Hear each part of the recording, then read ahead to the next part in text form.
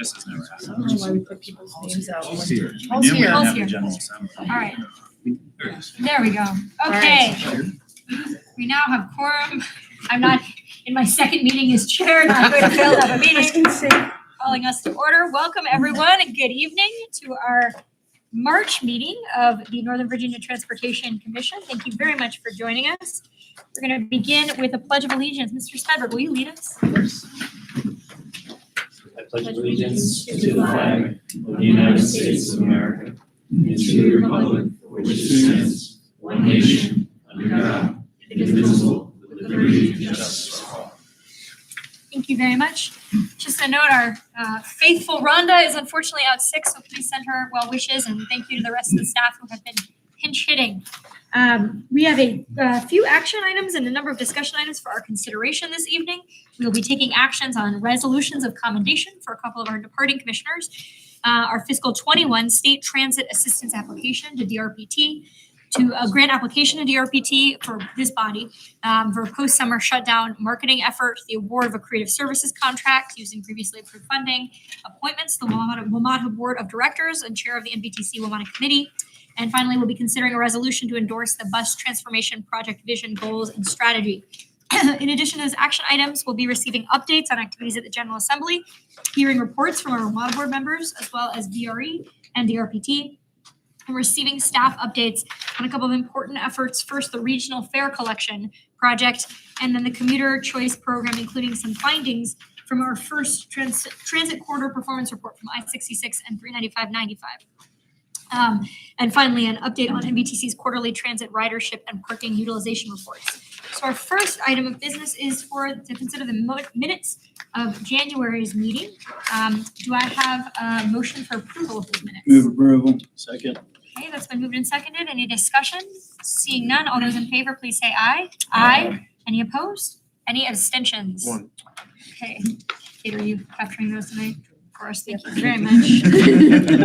She does it all, ladies and gentlemen. Thank you. All right. Okay, so next we have our consent agenda, which includes 5 items: resolution of commendation for David LaRock, a resolution of commendation for Christian Dorsey, a resolution to approve our state transit assistant applications to DRPT, and to authorize our executive director to apply to DRPT for summer shutdown funds marketing, and finally to authorize the executive director to award a contract for creative services. Are there any questions or discussion on that consent agenda? Seeing none, do I have a motion to approve it? Approval of the consent agenda. Second. Okay, motion by Mr. Aguirre, second by, we'll give it to Mr. Walkinshaw. Nope, Mr. Alcorn. All right, thank you very much. Any further discussion? Okay, seeing none, all those in favor, please say aye. Aye. Any opposed? Okay, well, let me take a minute to highlight just a couple of things we just did, namely resolutions of commendation for a couple of our commissioners who are concluding their service with NVTC. First, forgive me, I'm just trying to find my correct notes. I want to get this right. You so helpfully prepared very good notes for me. I'm up short on them. Thank you. So just a note that we are honoring Mr. LaRock, Dave LaRock, who continues his service in the General Assembly, but we are thanking him for his service to the Commission, which wrapped up in January. He served on NVTC from 2015 through January of this year, 2020. And I think as many of us know, particularly those who are returning in service to the Commission from years prior, Delegate LaRock was a passionate contributor to our debate and discussion on the Commission, and fervently represented his constituents. So we thank him very much for his service and glad to have approved that resolution. I also want to recognize and take a moment to do so, Mr. Christian Dorsey's service on NVTC as well as the WMATA Board of Directors. Not to read the entire resolution we just approved, but a couple of notes worth highlighting. He joined the Commission in 2016, quickly taking on leadership roles and serving both on our Executive Committee and the WMATA Committee. And most notably, when this Commission reimagined our approach to appointing directors to the WMATA Board, pending legislative action in 2018, and appointed him as principal WMATA director, he truly embraced this new role as a regional board member. He set a model for regional engagement and collaboration that will shape well into the future how this commission engages on the WMATA board. His regional approach was evident in many actions on the WMATA board during his tenure. He assured multi-jurisdictional representation during the budget development process, collaborated with WMATA to provide the jurisdictions with more details on issues like the capital improvement program spending, and guided conversations specifically on Loudoun County's participation with WMATA's subsidy allocation formula. We wish him the very best and are very grateful indeed for his service. I'm going to take a chair's prerogative note as well to note that Mr. Dorsey's successor, we hope next month, is with us. My colleague Matt DeFerranti from the Arlington County Board will be joining us formally as a commissioner after our county board can take some action. Thanks very much, and look forward. I've met almost all of you. There are one or two that I haven't spoken with in other forums. I'm looking forward to serving, and I know you guys have set a high standard. I look forward to it next month. I may slide out for. Thank you so much, Mr. DeFerranti. We look forward to welcoming you. Okay, so our next action item is that previous indication might have suggested, or previous item might have indicated. We are in need of appointing 2 new individuals to represent us on WMATA, a new principal director and a new alternate director, following Mr. Dorsey's departure from the WMATA board. So we are recommending Matt Letourneau moved to the principal director role. For background, he was appointed as an alternate to the WMATA board last year and has been active on our WMATA committee since it was formalized in 2018. We are certainly sorry that Mr. Letourneau has a commitment back home in his district, isn't able to be with us this evening, but I'm happy to answer any questions or further discuss that recommendation. He's been an excellent regional leader, most recently as the chair of this commission, and we're pleased to put him forward. We are also pleased to put forward Mr. Kenneth Aguirre to be our alternate director, serving as alternate to Matt, while Mr. Alcorn moves to be alternate to the governor's appointee, Mr. Smedberg. Other way around. Forgive me. Yeah, I'm sorry. I was confused too. Yes, thank you very much for clarifying that. Mr. Alcorn will become the alternate to Mr. Letourneau, and Mr. Aguirre will become the alternate, pending action of the commission, the alternate to Mr. Smedberg. Mr. Aguirre has also served on our WMATA committee, and we are grateful that he is willing to step up in this capacity. So we have before us resolution 2407 that appoints and confirms those persons. Again, let me make sure I've got it correct this time, since this is what's before us. Mr. Smedberg, as the Commonwealth appointee, will continue to serve as a principal director, with Kenneth Aguirre to serve as his alternate. Matt Letourneau will serve as a principal director, with Walter Alcorn serving as his alternate. All right. Second part to it, Yes. which is about the chairmanship committee? of the WMATA. Okay, great, thank you. In addition, our bylaws do govern the committee chairmanship and membership. Our bylaws direct that the chair of the NVTC WMATA committee should be selected from one of the 2 alternate directors appointed by the commission. That role is currently filled by Mr. Letourneau, and so we are recommending that Mr. Aguirre step in to serve as chair of our committee. And resolution 2407 ahead of you, or in front of you, also confirms that recommendation. As a reminder, the committee membership will be chair, Mr. Kenneth Aguirre, WMATA principal member Matt Letourneau, WMATA principal member Paul Smedberg, WMATA alternate member Walter Alcorn, and commission members, Mr. Snyder of Falls Church, Mr. Meyer of Fairfax, and a to-be-determined appointee from Arlington County. So I think I probably used more words to describe that resolution than I could have by just reading the resolution. Yes. But if we have a motion, get it on the table. Yes, Madam Chairman, I'm happy to move approval of resolution 2407. Thank you, Mr. McKay. Is there a second? Second. Okay, let's give the second to Mr. Smedberg. Do I hear any discussion, any questions? Seeing none, I will call the vote. All those in favor, please say aye. Aye. Any opposed? Okay, that carries unanimously. Thank you very much, gentlemen, for continuing to serve and represent us. All right. Okay, so we have a couple of items related to WMATA activities tonight. The bus transformation project first and foremost, but following that, speaking to the efforts of the WMATA committee, particularly their comments on the WMATA budget. Finally, we'll wrap up with a report from our WMATA principal board member on the latest activities. So a bit of introduction to the bus transformation project team who will be coming to share more on that effort. WMATA embarked on this major effort about 18 months ago to reimagine what bus transportation and bus transit could look like in our region. The project was led at the time by a consulting team hired by WMATA, and it focused on improvements to the bus network as a whole, which included not just WMATA Bus, but also our local transit services. So during this effort, during this initiative, a number of ideas have been assembled to improve the overall bus transit experience. And some of these amplify the great work that is already underway across our region, like the use of dedicated bus lanes, the use of new and innovative fare products like student transit passes, and implementing transit signal prioritization to help buses move faster through traffic. We are very grateful to the bus transformation team for coming to present to us and to have this ability for commissioners and the locality and staff from our locality, some of whom are here with us tonight, to participate in the large stakeholder meetings during the development of this project.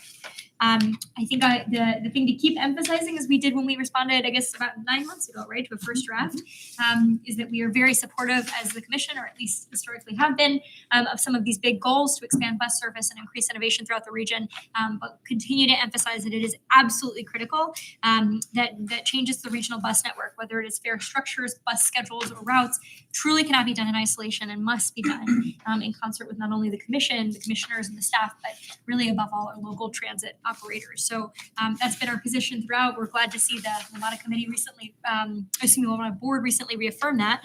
And with that preamble, let me welcome Daya Levin from joining us from the consulting team supporting the effort. We also have Allison Davis from Wada's planning audience in the audience to answer questions. So, Ms. Levin, over to you. Thank you so much for joining us this evening. Happy to be here. Thank you all so much for having me and for that excellent introduction. I think you went through my first 2 slides for me, so now I don't have to. But as the chair said, right, this project started in September of 2018, so we've been going for about 18 months now. And the notion was to start to identify what the future role of bus for the region as a whole might be. And while we're at that particularly easy challenge, to figure out what role Metrobus and the local providers have in that larger context.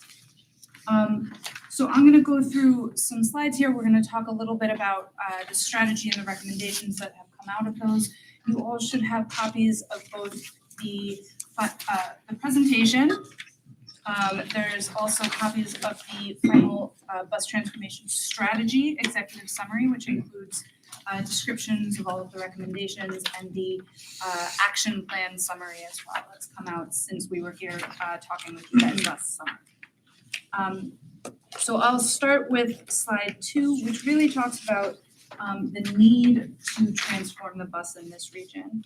And a lot of this stems back from major issues that we have here in the region, whether those are related to congestion, whether those are related to housing affordability, mobility, quality of life generally. These are major regional problems in DC and the surrounding region that are only going to continue to grow as our region continues to grow.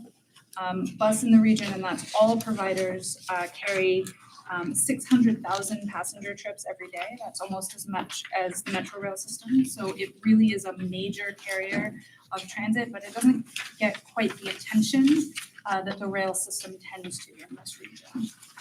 We have a large portion of the population that depends on bus as their most significant means of travel, whether that's because it's what's closest to their house or due to affordability issues. Fast, frequent, reliable bus service is really fundamental to our region's continued economic success. And buses, no matter the technological innovations that are coming, buses remain the most space efficient way to move large quantities of people on the street. They are the most efficient way of doing that, and they help us do it quickly and safely and efficiently every day. Of course, over the last several years, there have been a number of challenges that buses have faced throughout the region and frankly around the country. But we've identified some core challenges early in the project that any future role for bus needs to help address. Part of that was meeting those customer needs in an era where transportation options are proliferating. What can we do to make the bus more responsive to customer needs and keeping up with that changing technology? As the chair mentioned, coordinating across the region. This is a large region with a large number of stakeholders. And how can we make sure that that coordination is happening at all levels? Maintaining a sustainable cost structure, which has been an issue for WMATA and transit in the region for many years. And then, of course, identifying how that service is going to be paid for. Throughout the last 18 months, we've had a very inclusive collaborative process. We started, as I mentioned, in September of 2018 with a kickoff summit with over 140 different stakeholders represented, NVTC and the member jurisdictions included. We've had 4 committees that have been guiding this process. So there was an executive steering committee, which was made up of business leaders and advocates from around the region. We had 23 meetings with this group over the course of the last 18 months, many of them at their request. We had a technical team comprised of the folks who are really the technical experts in providing bus service, and that was both staff from within WMATA and from the local bus providers. We had 16 meetings with that group. We also had a strategy advisory panel, which was made up of representatives from all of the jurisdictions, from some other advocacy groups, from planning offices, from social organizations, and those met 8 times to help to guide the strategy and how we would develop that. We also met frequently with WMATA leadership at the highest level to understand how we can move this forward. In addition, we've conducted extensive outreach with the general public, and that included more than 30 pop-up events around the region, 3 full open houses, and 2 rounds of public survey from which we got almost 9,000 responses from bus riders and non-bus riders around the region. This was an unprecedented survey response. And we got very strong indications from folks that what they want is better bus service. Never mind fancier seats, never mind any of those things. Make the bus come faster, frequently, and on time. That was the main point that we got there. And so from all of this input, we did come with a draft strategy that was released last May. And we collected more input and have come back with this final strategy. On slide 4, what you will see is the 4 strategy recommendations that are focused on different areas of improving the regional bus system. The first is provide frequent and convenient bus service. The second is providing bus priority on our region's roadways. The third is focused on the customer experience, and the final is looking at a task force as a way to implement all of the recommendations in this strategy. I'm gonna mention some of the changes that we made in response specifically to comments from NVTC that we received last summer. In particular, we came last summer and there was some discussion about potentially transferring Metro bus service to the jurisdictions. We got some very strong feedback on that, and that has been removed from this recommendation. But there is still a discussion that we feel needs to be had around the definition of WMATA's regional and non-regional service, but it's no longer being discussed in the terms of transferring service. The task force that I just mentioned has also raised some comments from NVTC, but from the region as a whole. And the start of this task force has been delayed while we continue to think through as a region what might be the best way to move that forward, so that we can make sure that we achieve the accountability and the visibility, that high level coordination and collaboration that we need to see from a regional bus transformation strategy. But making sure that all of the stakeholders have a say in how that gets put together and developed. We've also added in some new recommendations based on that public feedback I talked about.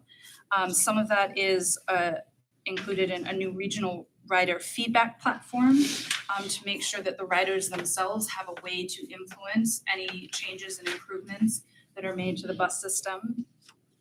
We've also heard from the public and from the bus drivers themselves about onboard safety. And so that has been added into the recommendations. Particularly from riders and from non-riders is the notion of cleanliness and comfort on the buses. So that has been added as a recommendation as well. And then customer service being a major focus for making people more interested in riding the bus. There are some other structural changes for those of you who had memorized the draft strategy from last summer. It went from 6 recommendations to 4 recommendations. It was restructured a little bit, but a lot of the things are mostly still in there. The one recommendation additionally that I'll add was removed. There was some discussion about potentially consolidating back office functions between the different bus operators in the region. We decided that the juice wasn't worth the squeeze there, so essentially that has been removed as well.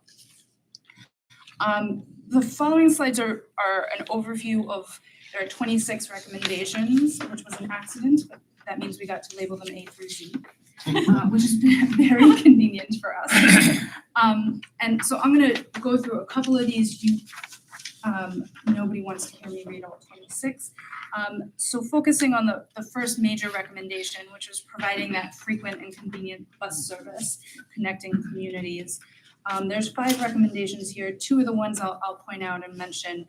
Recommendation A, which is focused on establishing regional standards for bus service across the region, not necessarily saying there should be one standard for bus service everywhere, but that perhaps a place in Montgomery County feels like a place in Fairfax County should have similar levels of service. Thinking through that. And then looking at recommendation C, which is this notion of collaboratively restructuring the region's bus network.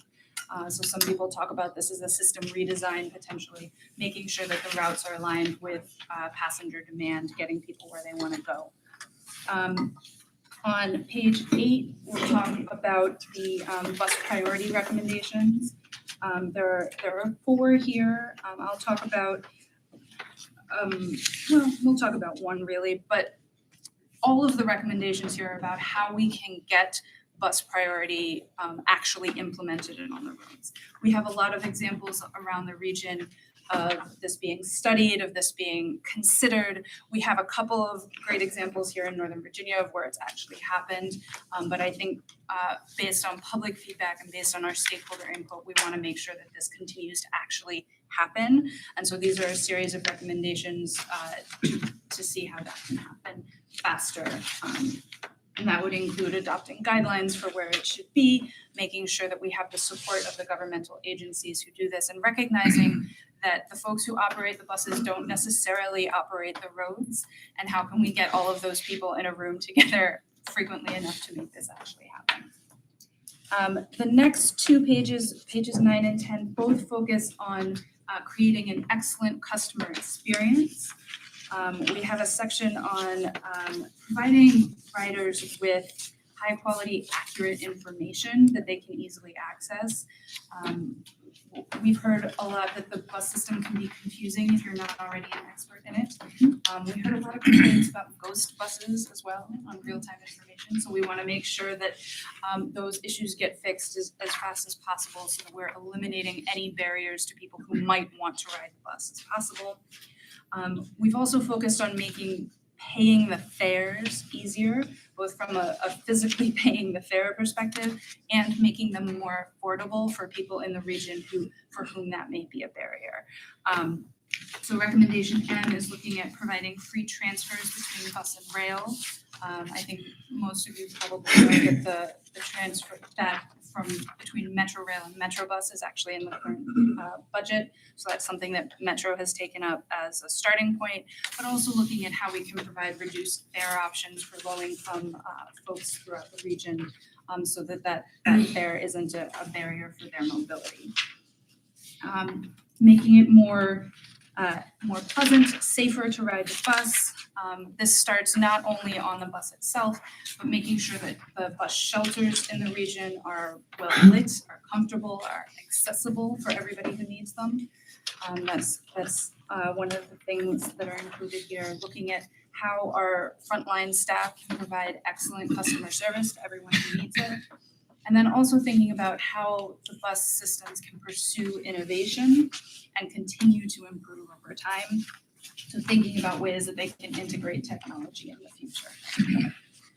I will talk about recommendation number 4, which is related to the task force. I will say we know that this is a bit controversial, but the notion here again is that this strategy needs continued guidance, and in order to get the accountability and the high-level collaboration, there was a strong feeling from our executive steering committee that somebody needs to be guiding that, so that we can come up with those regional solutions to the regional problems.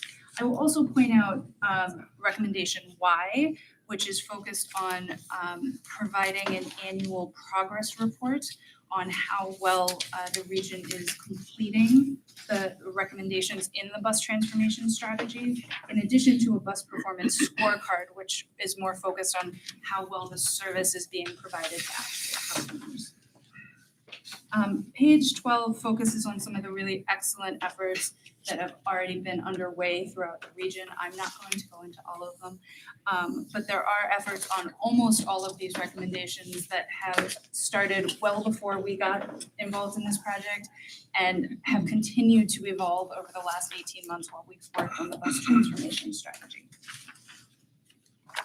With those recommendations and with that work, the project team has put together a plan of action, an action plan, which you have a copy of in front of you, which focuses on how do we prioritize those recommendations, how do we achieve those major milestones. I will admit it's very hard to read on these little slides, so I suggest the larger PDF version might be a little bit easier on the eyes. But we do focus on what the results of these actions will be. And so what will the results be for the customers, from a more seamless experience to an easier bus ride, and in addition to what will be the outcomes for the regional transit providers. So whether those are cost savings or increased ridership or higher operating efficiencies, these are all things that we feel these recommendations can help achieve.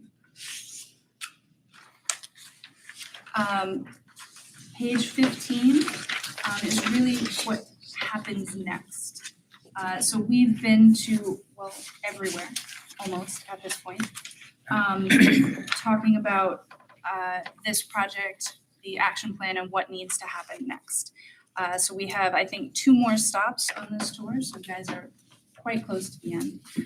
But what we are seeking is endorsements from the local and regional councils, from the counties, from the boards, from NVTC, so that we have the support throughout the region to make sure that we take action on these recommendations. Metro has already started to take some action. They have endorsed much of the strategy, but wanting to make sure that Metro and the jurisdictions have the ability to lead where they can take charge of specific recommendations, and that folks are partnering together where collaboration is necessary.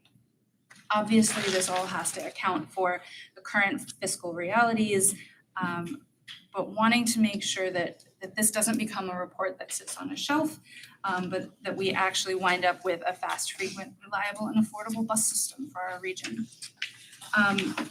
So the last bit I think I'll talk about will be on page 16, is what would a resolution look like and where are areas that NVTC and the member jurisdictions can really lead, and that's thinking about implementing bus priority, that's thinking about the free transfers. You know, we talked about what WMATA is working on between Metro Rail and Metro Bus, but the local providers, that's an area that they can lead as well. The low income fare products, zero emission buses is one of the technology items that a lot of the agencies are already working on. The accurate real-time information, again, something a lot of folks are already working on, but to continue those efforts. And again, continuing the efforts to improve all of the bus stops and shelters in your individual jurisdictions. There are, of course, other areas where NVTC can partner with others in the region. That would be supporting that restructuring of the bus system that we talked about, in particular the Metro bus system, to create that customer-focused network we all want it to be. Think about how your agencies can support the development and application of bus service standards, sharing operational data, making sure that that's all accessible in the region. And of course, the reason we're here, to endorse the bus transformation strategy. So with that, I will stop talking for a little while and see if there are any questions. Great, thank you so much, Ms. Levin. Why don't we open the floor to questions before we move to the resolution? Anybody like to kick us off? I'm happy to do it while others formulate their questions. So thank you so much. Just a couple of one reaction and then one question to get us started. Interested to see the focus evolve on the priority on the roadways. I think that seems much clearer as a key point of focus relative to the original. And I think it's, from my perspective, the hardest, but also the highest leverage of the sets of strategies.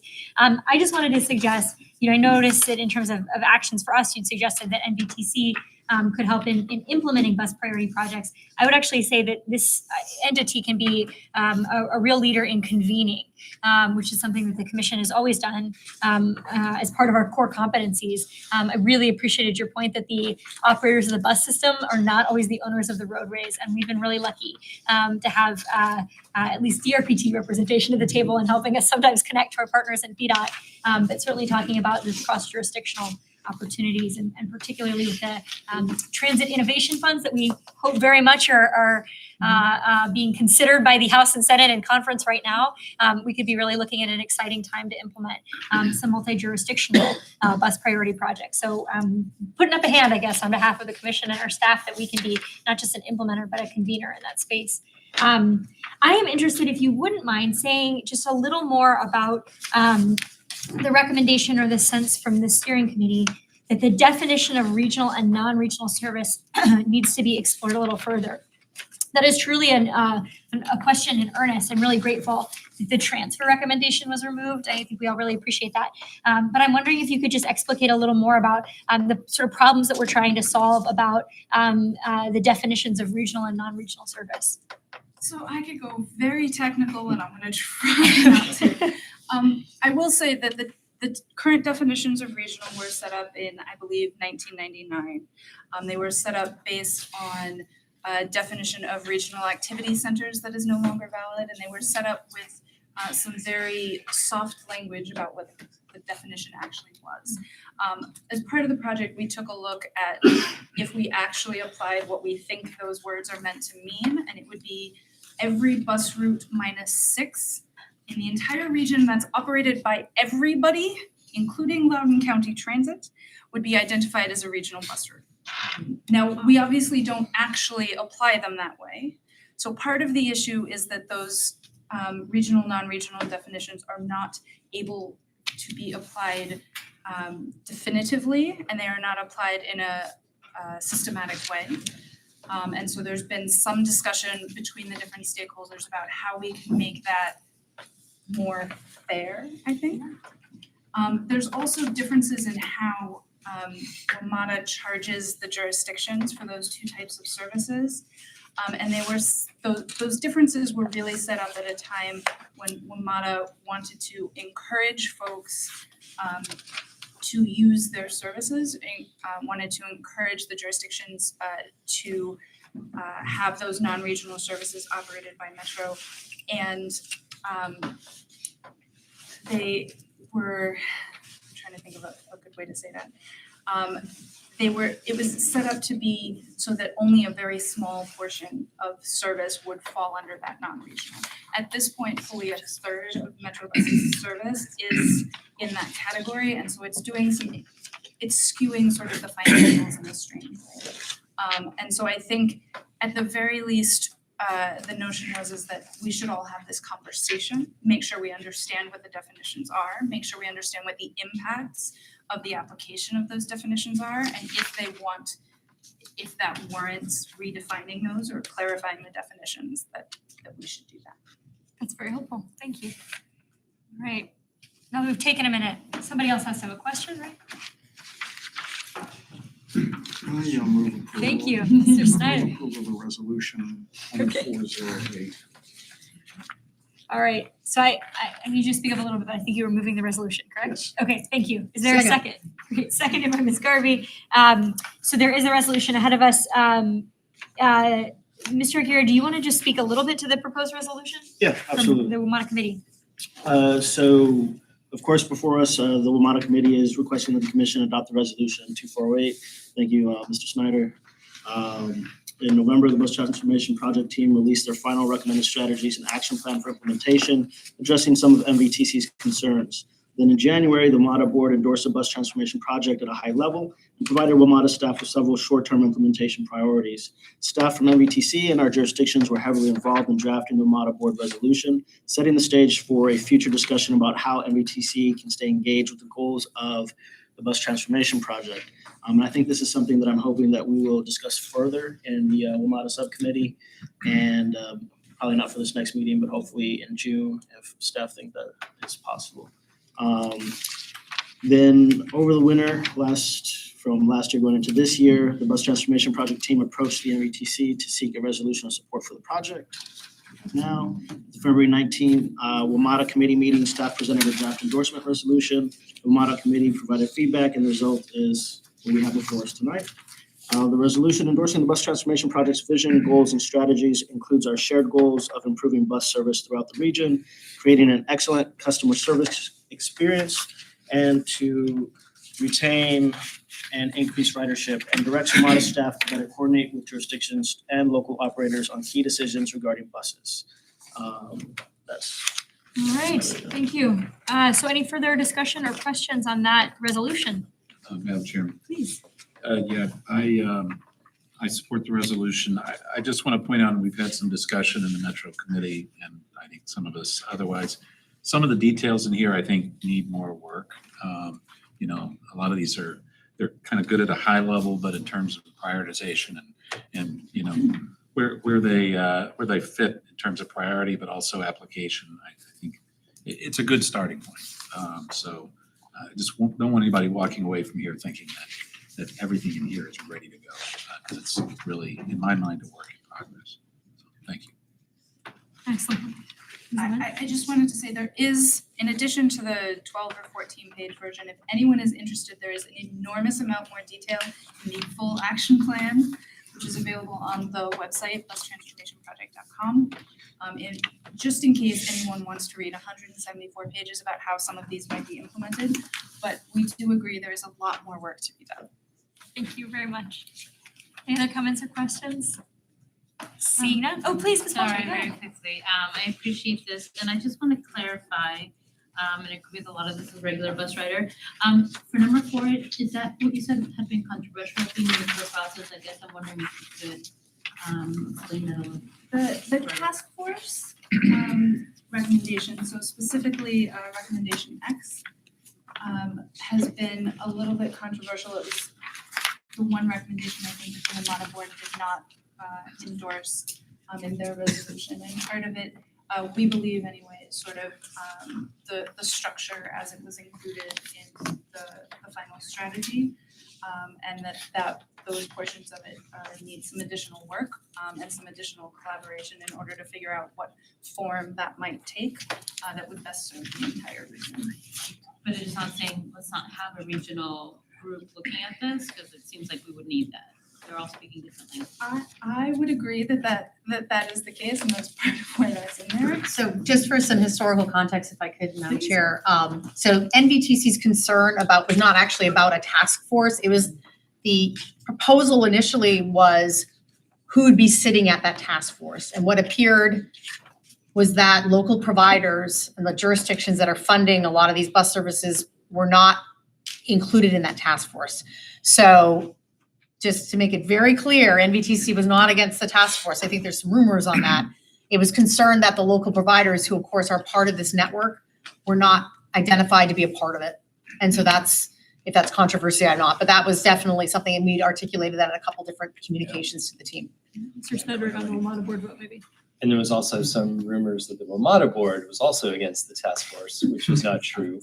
But to Kate's point, emphasis being on participation by the local jurisdictions, which seem to be absent, and not this young woman's fault, but you know,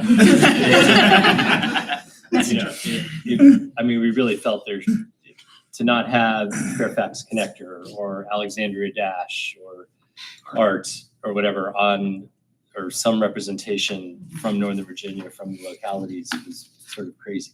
So when we wanted to see WMATA Bus and the local jurisdictions have that kind of integration in terms of service for efficiencies, everything else. And particularly the concern that the task force may in fact be making recommendations that became reality that could have implications for our routes or our tax dollars without representation of the fare collection. So Ms. Levin, we appreciate that you've heard from us that included that. I saw Mr. Faust and then Mr. Alcourt. I'm just curious, who's gonna staff the task force? What is the? I think this is still a live question. Ms. Levin, I don't know if the consultancy team has had a recommendation on this or if there's anything the WMATA board's talked about specifically, but I think it is at this time an open question. So WMATA has asked us to put together basically what we're calling a white paper on what that might look like, some options moving forward. But again, these are areas that we need to figure out answers to, and I use we in the collective sense of the entire region. I probably actually won't be involved in it at all. But then figuring out what the representation is, how do we staff it, what are its actual responsibilities and its roles in the region do need to be sorted out. So we don't have answers to all of those yet. So we're basically supporting a concept, Yeah. but there's a lot of details that need to be. Yeah, this next phase is. I think for that reason, the resolution is pretty emphatic on supporting the vision and goals and not necessarily the specifics. I think Mr. Alcorn, and then we'll go to Mr. McKay. Yeah, just very quickly, and this, Madam Chairman, something you said earlier about the potential for this commission to play a role, particularly possibly in convening. It's a great point, and I think it's related to some of the discussion we just had. I'm appreciating more and more the value of this body, and it's compared to maybe other parts of the region. So I think that's a great idea. I think we can play a big role as NVTC. Mr. McKay.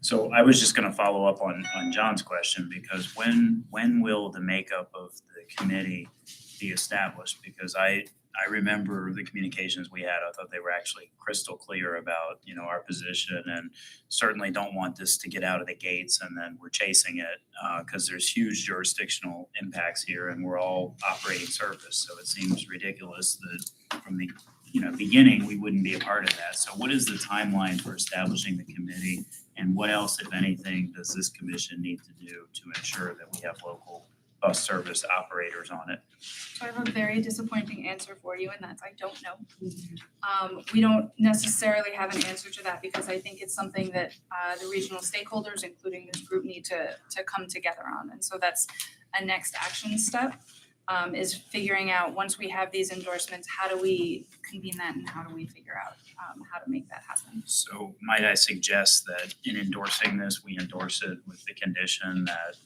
local representation be on the committee, that we're reiterating the position that this commission has taken now multiple times on that to ensure that it's conditioned on that?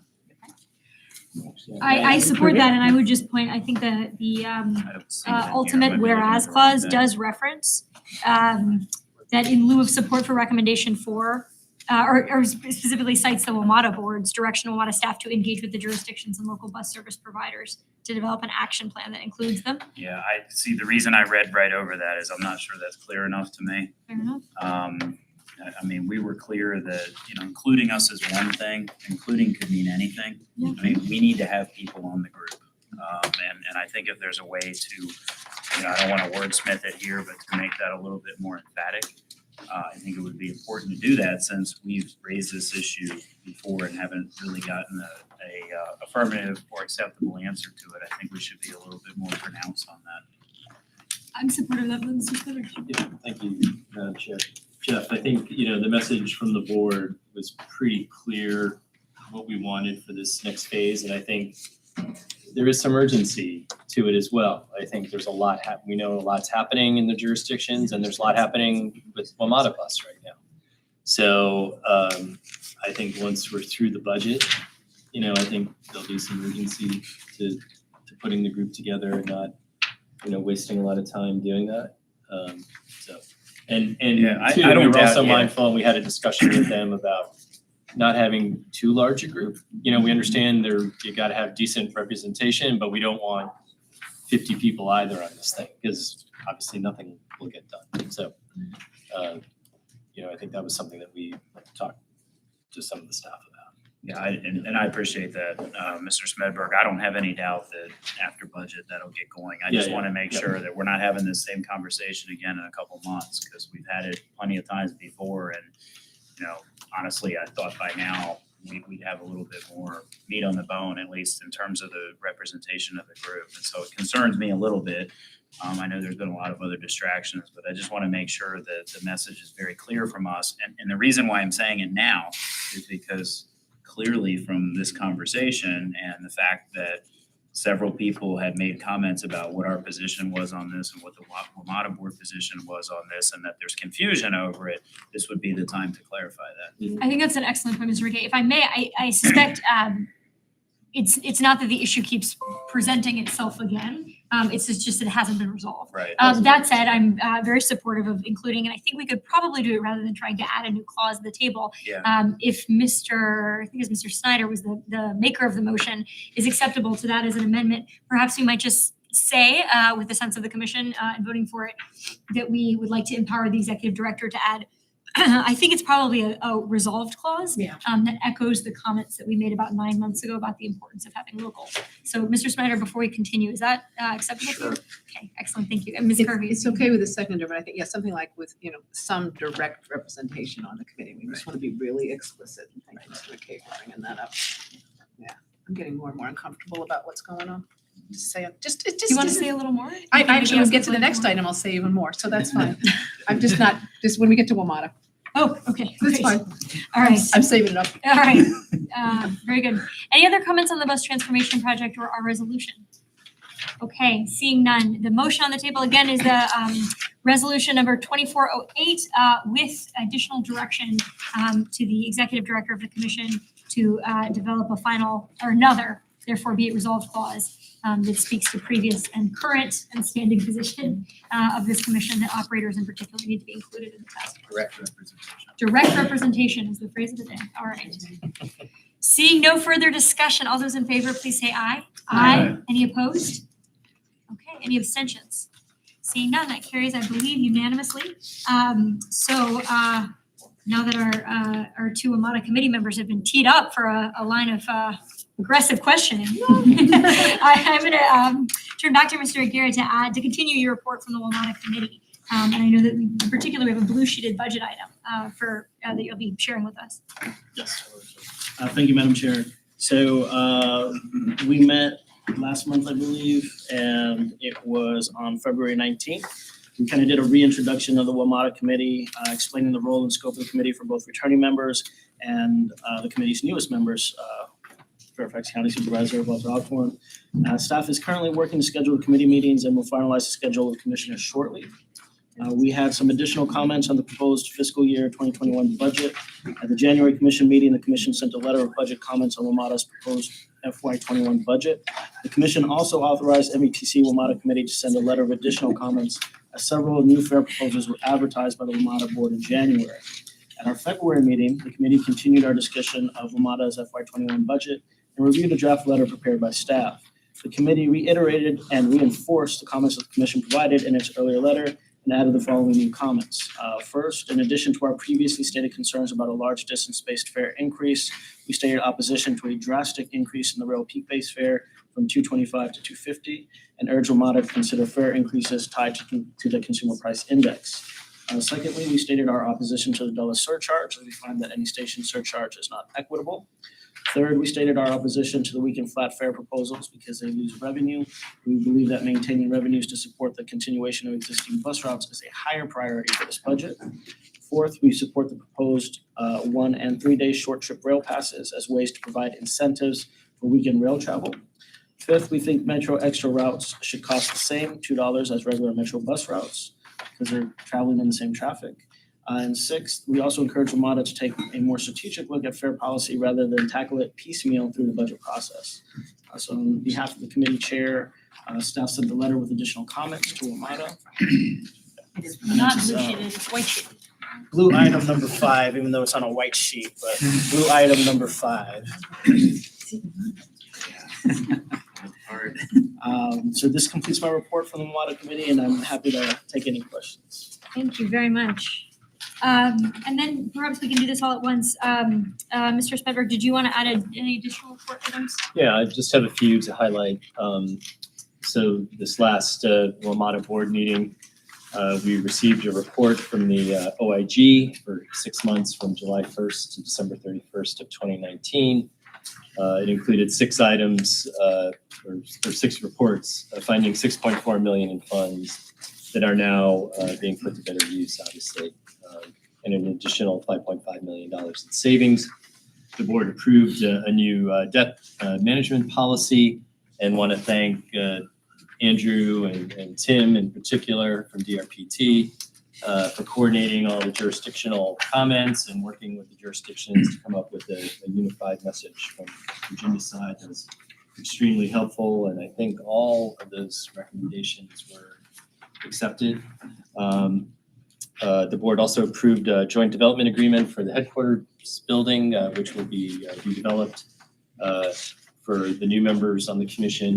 The WMATA board is consolidating office space to basically 3 buildings. We'll have a regional headquarters in New Carrollton, in Alexandria, and the main HQ building in the district. The current site of the WMATA headquarters will be leased for 99 years, and we're having a building repurposed in another part of town near LaFont Plaza. So that's what that is about there. It'll save tens, hundreds of millions of dollars over a period of time, for the authority, the way it worked out. We approved parking waivers for the Vienna and Dunloring stations during the summer shutdown. That's close to 7,000 parking spots to help alleviate some of the pressure that will be coming there because of the shutdown.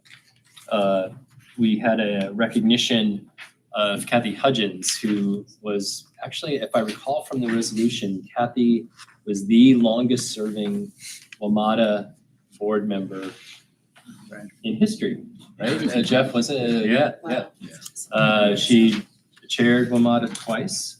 And during her tenure on the board, and particularly during her chairmanships, there were some pretty weighty issues and challenging times that the board had to work through. So, certainly not what the board is today. So I can only imagine what that was like. But anyway, it was a very, sort of, as that type of recognition goes, it was a very warm, I think, very sincere applause and recognition of what Kathy has done for the organization and for us here, this region, over those years. And there was an extended period of applause for her, and she seemed honestly to be a little touched by it. So and some very kind words from folks. And then we also appointed Walter, Mr. Alcorn, as the new alternate for the WMATA board. Walter went through his orientation today. Kanik, you'll be having that fun experience soon. And lastly, due to a technical glitch, he extended the period of the public comment period for the proposed general manager's proposed budget has been extended to March 9th. Just to take care of that. So anyway, that's that. Matt Letourneau couldn't be with us here tonight. He was going to highlight a few things as part of his report. He put it in written form for you, so you had something. You can read that narrative. These were things he would have articulated if he were here himself. One thing I didn't mention that he has on here is the policing issue, and we're working with the police chief and others you've maybe seen in the paper. There have been some high-profile police riders exchanges recently. So, we're working through those issues. And one last thing, just as of tonight or earlier this evening, I should say, the OIG released the Silverline Phase 2 interim report. On the Silverline Phase 2, you're, I'm sure, all aware of some of the significant issues that line has currently. We met with the OIG and had a briefing on that today. So that report is out there. There's still another segment of that report that is still to come. Many of the items that are in that report, though, I think it's fair to say will be what you're reading is in final form. but some of that may change, but the panel issue is something that is yet to come. So, once we have all of it, then that will be a full report. So I'm sure you'll be hearing much more about that and reading about that and hearing about that in the press for the next couple days or so. So that's all I have. Thank you very much. Thank you, Madam Chair. Yeah, appreciate that. And again, definitely commend to your attention this letter from Ms. Letourneau, which also touches on a couple of items of interest, at least in my jurisdiction, which was the media coverage of the East Falls Church bike rack, and in particular, the WMATA budget and his continued efforts, along with, I hope, with Mr. Smedbergs and our two alternates to advocate for preservation of some of those bus routes, particularly in Northern Virginia on the chopping block. Yes, Mr. Rouse. And just to that point, that got a lot of press attention. That was a project that started, Greg, correct me if I'm wrong, I think it was more than 5 years ago. This is the bike racks. Yeah, the bike racks. And, it was just one of those projects, I think that, not to anyone who's currently at WMATA's fault, to be honest, and contractor issues, other things. And so anyway, I think we'll have a good resolution here soon. So we have the right people in place. So. You go to Mr. Faust and Ms. Carter. I guess this is a process question. The March 2nd letter from Matt to Jennifer Ellison regarding the budget, that is a committee of the Northern Virginia Transportation Commission that is writing that letter on Northern Virginia Transportation Commission letterhead. That's the question is, I guess, do the committees have that authority under? So Mr. Faust in January specifically took an action as the commission to enable them or empower them to write a letter on our behalf. We knew that we wouldn't be meeting again in the month of February and that the budget process for WMATA would be moving forward. So we expressly delegated that to them. I think it would be fair to say, although I'd turn to Ms. Mattias or maybe even our attorney, that without having that expressly delegated authority, that the committees would not be able to do that. Okay, that's, no, and with respect to once you delegate and they there's no ratification or anything like that by our board? That's an excellent question. I might turn to our attorney. Do we know, is there ratification? You certainly could ratify it if you choose to, but I think the delegation was sufficient to accomplish the purpose. There was a fair amount of explicit direction of the content, and I think there was a lot of confidence that they adhered. Okay. I'm out. Yeah, thanks for raising it. Ms. Garvey? You have two things, I guess, on the bike rack. Is there gonna be some kind of report? Did they do some kind of press? I mean, if people are coming to me and talking about it, can I point them to something that explains it other than this very nice report from Matt? Yeah, I don't think there's anything out there, Ms. So, Garvey, it's, they just gotta get it done. Yeah, but it feels to me like there ought to be an explanation or I don't know, maybe nobody else agrees with me, but I mean, if you have something like that, you ought to be able to explain what happened, even if there were mistakes, and this has been fixed, you know what I mean? It just feels to me like they would say something, but I mean, I'm not on the WMATA board or anything, maybe nobody else thinks so. It just feels like I ought to be able to report something instead of going, it happened, it just doesn't feel right to me. $3 million. Yeah, it just doesn't feel right. So I'm just throwing that out. And one more issue. Does somebody else want to say? No, I was just gonna look to Mr. Dovetter. I don't know if there's been any conversation that you're aware of at the staff level. I could, Like their put Mr. favorite's gonna Potts go on the away. spot if he's still with us either. Maybe it'll go away. Maybe if it were me, I would want to, anyway. No, please, Mr. Alter, on the same topic? Yeah. On this topic, I went through my orientation today, and I do note, not specific to this particular situation, but there have been, Mr. Smedberg would know better than I, there have been a number of reforms at WMATA in terms of their procurement program during the last couple of years, and I think as well as some leadership. And that's all great. I just put it down so people, I mean, I don't know. It was really just, we've all had those projects in our jurisdictions. Yeah, And I mean, yeah. it's, All right. I'll talk offline. That's fine. Yeah. It's not even for me it's fine. But I will tell you, the team, to Walter's point, the team that is in place now, who's leading all this is, they are systematically going through and really making significant progress within certain areas. Laura, who's in charge of that team, has been elevated to the executive group with the general manager, extremely talented, and has really done very good job in less than a year or so. Yeah, great. Well, that's reassuring. Yeah. They need to. Yeah. And then another sort of general point. I mean, I've been feeling pretty good about WMATA and Paul Wiedefeld. I mean, I think really good changes.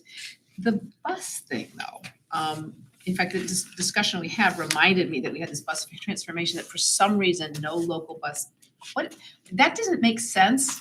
When things don't make sense, I kind of go, huh? The next thing that doesn't make sense is on the bus routes that they chose to eliminate. Incredibly popular, incredibly effective bus routes. So when that happens, it doesn't add up. I'm thinking, what's happening? And that I just put that out there. I don't know. And maybe if it's something's happening, if you don't want to talk about it here. I'm just saying, just doesn't feel right to me. So that's what I was saying. It's just, I'm not feeling great about it right now. Me either. I'm feeling Specifically great. trip.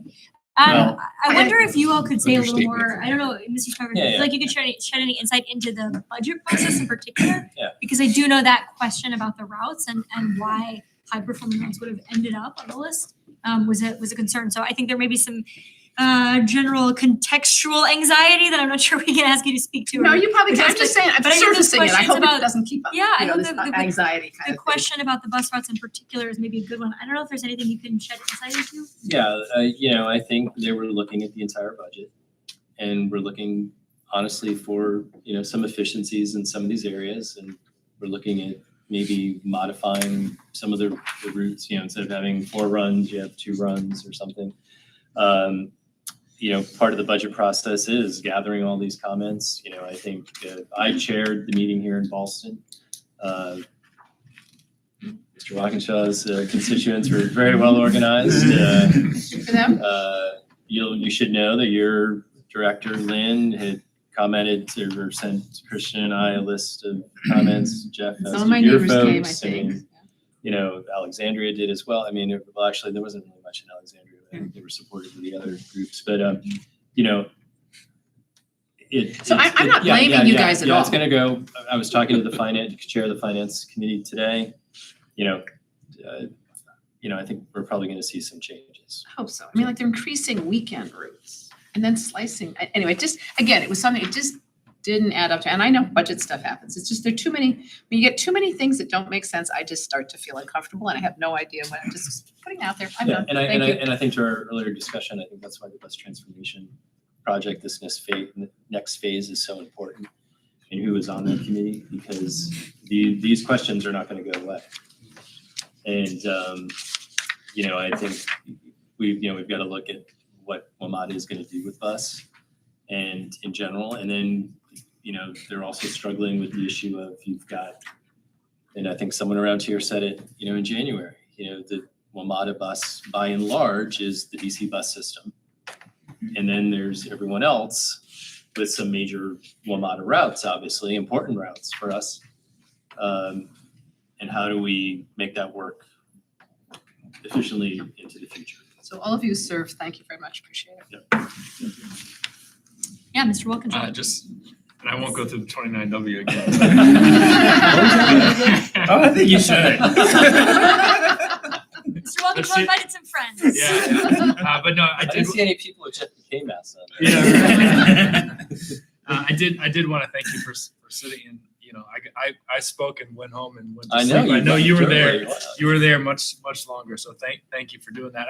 I guess the one question I have on the bus route decision-making process is I have to assume internally at Metro, there's some kind of matrix of the routes where you can rank them all based on ridership and subsidy and efficiency. That hasn't been made public yet in the process.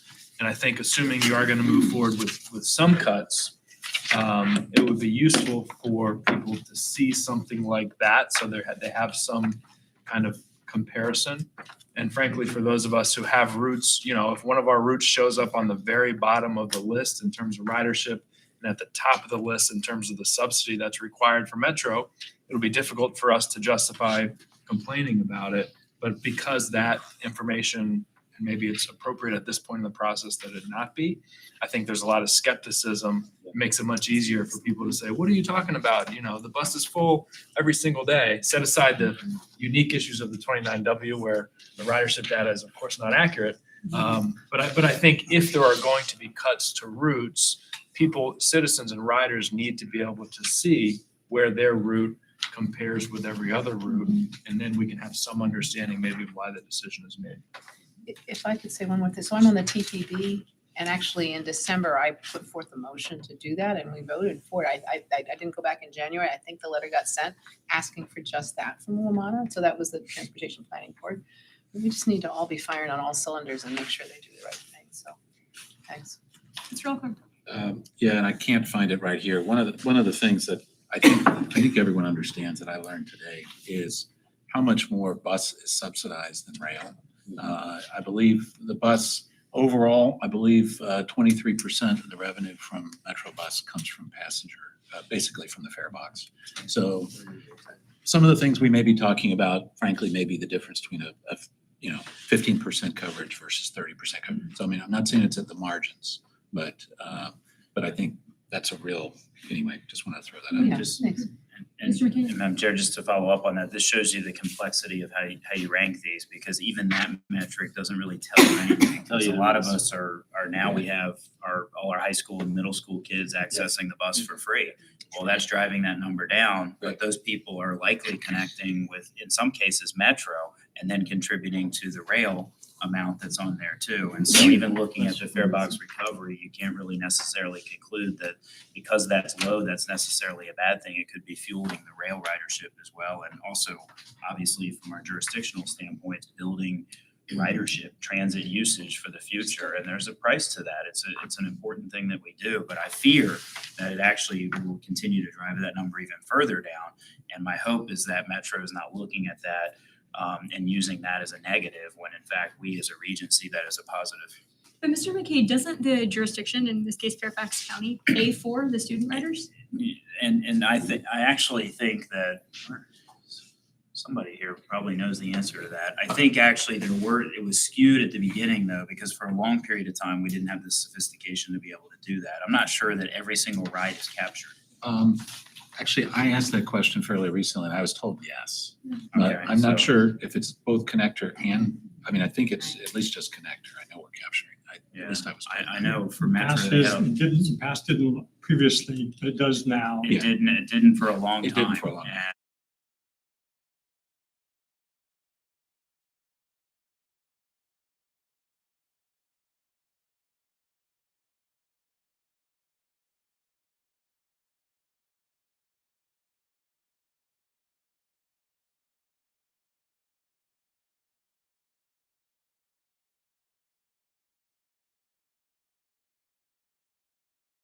For their students in terms of Fairfax recovery, how that's treated in terms of the efficacy of the routes, because I can imagine that might come up again. Yeah, I think it will actually. In the historic data, there's no doubt in my mind it has skewed that. Even the period of time where we weren't capturing that, and that concerns me. And so I just hope when WMATA's looking at these, when they to Mr. Walkinshaw's comment, that unique circumstances are factored in, because not all bus routes are the same.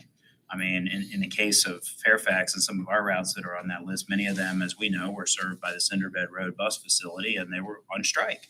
So of course their ridership numbers were down and will be down again in the next year because of the way that's calculated. It has a compounding effect with the quality of the service that's provided. And I'm not sure, it's very hard to understand all of those elements. And I think that's why all of us are asking some of these questions and kind of critiquing the data, because to Livy's point, this is not making sense to us when we look at these routes. I mean, adding to the complexity, we have routes in Fairfax that are paid for largely by proffers. And so for us, if those routes are eliminated, then the region has just lost transit money. Even if those routes are not performing as well as some other routes, we have to consider that they were largely being subsidized and paid for by the private sector, and now they'll be relieved of that obligation.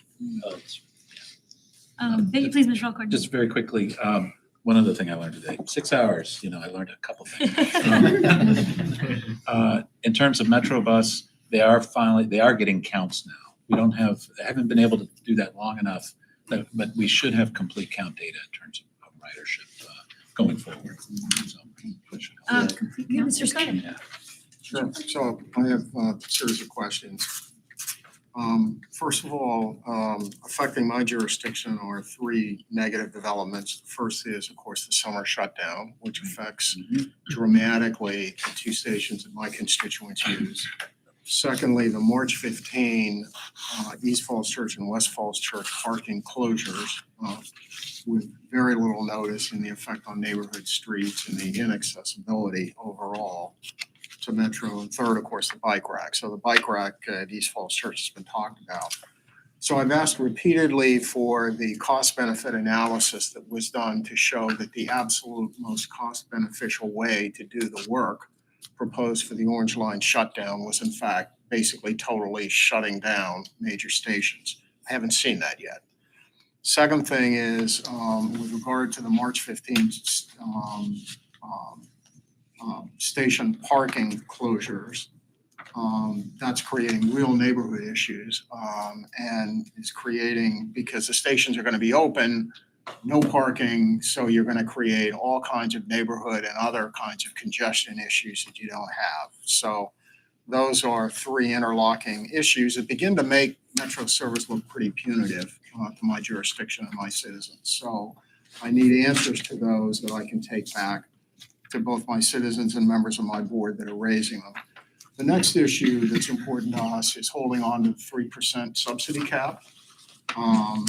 We've said it publicly, I'll say it again, we're gonna live with that 3%, and that's as far as we're gonna go, and I hope Metro will as well. I understand that there's legislation on the governor's desk that potentially could raise it. My question is, it would require a Metro board action. My question is, to what extent is Virginia recognized in that vote? Is it simply a majority vote? So I need something more on the procedure. And will anything that could go through the 3% subsidy cap affecting Northern Virginia jurisdictions be brought back to this commission for discussion before the action is taken? So those are four issues of importance. More generally, I'm interested in more of a response to the article on the track safety thing that came out from the oversight board. And finally, what discussion would be complete without discussing coronavirus and where are people going to go to get information regarding our transit systems with regard to what they should do, what the systems are going to do, et cetera. So I'm going to put those all on the table. Thank you. David, what was the track, specifically the track safety issue? Was it the Track safety response to issue. the fire or? No, there was an article about poor track safety inspections and about how they weren't being done, and there were recommendations about that. The article came out about 2 weeks ago. So. In the Post, or was? It was about the Metro Safety Commission findings. Oh, Yeah. the 16, Yeah. yeah, that, well, yeah. They were and are addressing all those. I think people were a little, quite honestly, surprised by that letter when it came out. Because they had really thought we're making a lot of progress on those issues, and it put together a whole timeline. Our chief safety officer, I think, Greg, correct me, I mean, several of those items were either addressed or were well underway to being addressed. Yeah, and so I Yeah. don't have everything in front of me. Yeah. Right, a lot of them, we're already starting to address. And I know WMATA staff have been keeping the commission up to date all along on all those issues. So we were a little surprised by that letter. So you're saying the article had no merit and that it's being addressed? Is that what I'm hearing you say? Well, I don't know if the article did. I mean, I can't recall the article, but I mean, the articles or the issues are being addressed, yes, and have been addressed. I mean, they've been, in fact, WMATA identified them, and they were part of a plan to fix them. So if I may, before we move on, Mr. Senator, you asked a lot of questions and I want to make sure that you have an opportunity to get them answered or surface. I think for a number of those, with the possible exception of coronavirus and the March 15th shutdown, many of those might be able to be deferred. In April, we will have Paul Wiedefield with us, who may be able to answer some of those questions, for example, the cost benefit analysis in more specificity than a lot of board members can. But the more urgent questions were the ones about the park and ride closure at East Falls Church on March 15th. So could I maybe ask that we work with our commission staff to see if we can get some answers more urgently on communicating around that? I'm seeing nods. It's okay.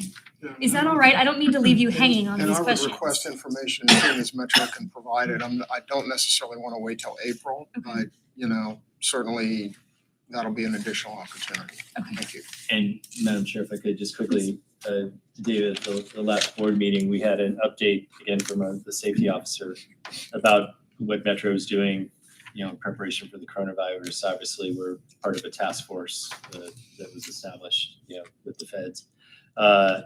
Extra cleanings, all the sterilizations and all that kind of stuff are on that are scheduled and will continue to be scheduled. Some may be stepped up, more wipe downs, things, like that. So they're, doing that now, have been doing that for a while. They have supplies, to protect workers who will come in contact with, the public if it gets to that point. So all those preparations have been underway for some time. Mr. Faust, thank you for waiting. You mentioned East Falls Church when you summarized Yes. David's comments. It's East Falls Church and West Falls Church. Thank you for clarifying. And my point with West Falls Church, I'm not that familiar with East Falls Church, but I think you're gonna keep the garage open at West Falls Church. Yes.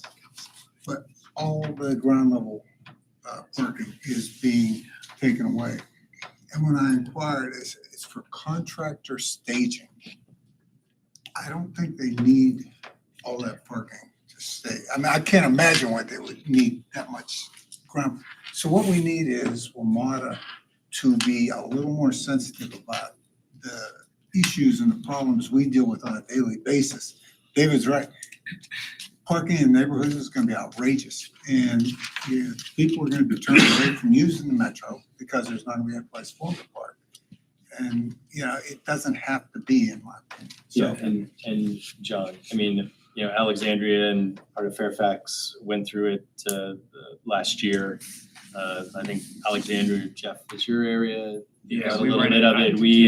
But we had it because of the 3 stations that were closed. Are these stations gonna be open? Yeah, West Falls Church is single tracking, so they're open.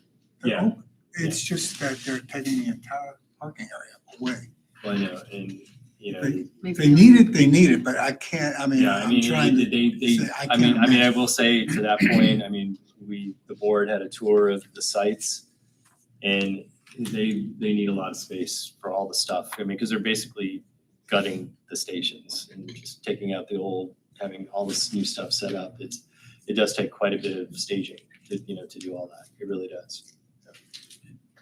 I just want to make sure, because I'm assuming that Metro looked at other available parking and providing shuttle service as part of this, because I think the point is well taken. I mean, these people from East Falls Church are going to go to West Falls Church, so there may even be more people going there than before, because that's the only source of entry for the single tracking. And so I just want to make sure we've evaluated off-site parking and shuttle service for overflow, because I do think it's going to be a neighborhood problem.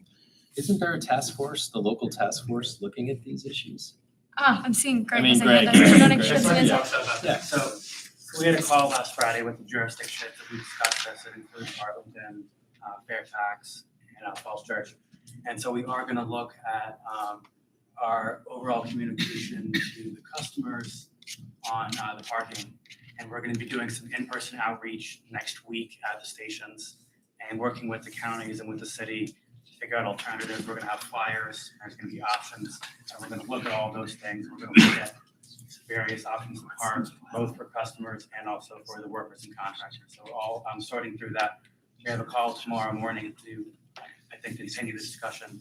And so we're gonna keep working with staff on that, on how to communicate with customers. So Thank I you. would say that that's a good development, but initially it was presented as a fait accompli, and then we rose up. I mean, we shouldn't have. Yeah, and John, and I'm sorry, during the shutdown last year, there was a local group, in fact, I think, didn't they meet at NVTC? Yeah, we've been- Yeah, I we've been mean, I thought coordinating there was a surveys whole at the right coordinated, that actually got a lot of information out quickly and people were informed. There were a few initial days where it was a little bumpy because there were a lot of bus, transfers, getting people to other stations or directly downtown. And it actually worked pretty well. Yeah, so Mr. all Splitter, I things appreciate considered. that. Why Yeah, don't I suggest the following? If our colleagues from Falls Church and Fairfax perhaps wouldn't mind touching base with your jurisdictional staff to see if you can get some of your questions answered through that conversation they're having with WMATA. And if not, I can imagine that our staff here at NVTC and indeed our WMATA committee would stand at the ready to try to help get any additional questions answered ahead of the March 15th. Station or parking closures. And as for those excellent questions about what other considerations were taken into account, I think those could be well posed to Mr. Weederfield in April. And Dave, I'll get the things about the voting. Yeah. Okay, I'm gonna encourage us to move on, just given the hour, unless there are any other questions or comments about WMATA. Okay, seeing none, I'm gonna move actually to introduce Ms. Happ, I believe. Should be previewed by Ms. Mattice about our transit technology program and specifically our regional fare collection program update. And to say just a word of framing myself, I think, I know, in fact, our shared objective in this region is very much to have one universal and convenient form of payment for all of our transit systems, be it VRE, WMATA, any of our bus systems. In order to get there, we have a lot of necessary but not sufficient interim milestones to achieve. So Ms. Habb has been working, I think, tirelessly on all of them. And tonight we'll be talking to us about the next phase of fare technology. So that's the mobile app, et cetera. Again, an important, necessary, but not sufficient piece of getting us all on one universal system. So thank you for your work. And Ms. Mattice, did you want to say other Just things a to frame couple up? little things just to sort of set the context for Patricia to start off, but just especially for folks who are new. NVTC has actually been involved and engaged in the regional fare collection even back before Smart Trips. So this is something that we've continuously working on. But what we're really at the point now is a Smart Trip and the Smart Trip technology is getting dated, is everybody's looking towards that next solution. And so the whole concept of a single plastic card to get in and out, is something that we've all sort of got used to within this area. But the reality is that technology is getting a little bit older. But to move to something new, and I think especially for those who've been following this space, it is, I wish it was easier than it sounds like it should be easy. But when you have, is it 9 or 12 transit agencies all on the back end coordinating fares, everybody wants to make sure that you can get them matched up with Metro. There's a lot of things going on, including things like revenue sharing and different fare levels and all that kind of stuff. So we have a lot of things that are going on in the background. Smart Trips, 20 plus years old. Hardware and software is getting dated, obsolete. And there's a bunch of different things that are happening in that space. And I think, of course, as we all know, these wonderful things that we walk around with or have on our wrists are some great opportunities, but they also present some interesting challenges. So Patricia has been totally on top of all the stuff that's going on with all of our regional providers, specifically also working with WMATA because we all recognize that there's a need to integrate. And so she's got an overview sort of where things are in an incredibly wonky technical space, but I know she's doing fantastic. So I do want to pass it over to Patricia, and I know she's got a little one pager she's going to walk through. So thank you, Kate. So I'm going to be talking through this sheet here that's titled Regional Fare Collection Program. So as Kate said, my name is Patricia Happ, and I'm the program manager for the Transit Technology Program, which the Regional Fare Collection Program is a part. And I'll start with just a definition of fare collection or fare payment. I'm going to be using them interchangeably. And basically, it is the customer-facing fare boxes, fare gates, ticket vending machines, as well as the back end of the hardware, software, and communications, as well as mobile apps and trip planning apps. And so NVTC's role is funding, coordination, technical support, and administration And so we work in three primary areas. That's fare box upgrades, off-board fare collection, and next generation fare collection. And so as Kate mentioned, the fare system, the smart trip system was installed, began 20 years ago, and the hardware and software is no longer manufactured or supported by the original people who built the system, and so the system's desperately in need of being replaced, but until then we need to keep it running. So WMATA has a project called the DCU upgrade, which is driver control unit upgrade project to upgrade the fare boxes to keep them running for the next several years. And so NVTC is working closely with WMATA to upgrade the fare boxes, and we expect to order up to 500 of these upgrade kits in the next 6 months or so to improve the buses. And then in terms of off-board fare collection, so we coordinate a group of DC, Maryland, and Virginia transit providers who are all working on off-board systems. And this is for bus rapid transit systems, whereby you tap the fare media, so tap the Smart Trip card before you enter the vehicle. And the advantage of that is that it reduces the dwell time and allows for faster boarding and more efficient running of the system. And so we coordinate a quarterly meeting to help with planning for bus rapid transit systems in the region. And then next generation fare collection. So as I mentioned, we need something to replace the fare boxes that are on the system right now. And so we're working closely with WMATA again to on planning and procuring and defining the requirements for the next type of fare box that'll replace what we have now. And so just looking at why this is important, so there's a few different things to discuss. One of them is that the Smart Trip system is, it ties us all together. The 6 bus systems in Northern Virginia all take Smart Trip, but Smart Trip is actually run by WMATA. And so we work in very close partnership with WMATA on this very complex system that involves a technical side as well as a policy side. And so aging equipment, I talked to you about that already, and then technology. So in the past 20 years, the technology in the industry as well as customer expectations have changed quite a bit. And so there's a lot coming, down the pike, and we're keeping abreast of everything. We do this work through a working group of regional partners, and just flipping over to the back. So the way that we define the most important work, what needs to be done, and how we can best benefit the region on the fare collection work is through the strategic plan. And we initially did a strategic plan in 2017 and 2018. It was approved by the commission in 2018, and we expect to do a refresh of that strategic plan this summer.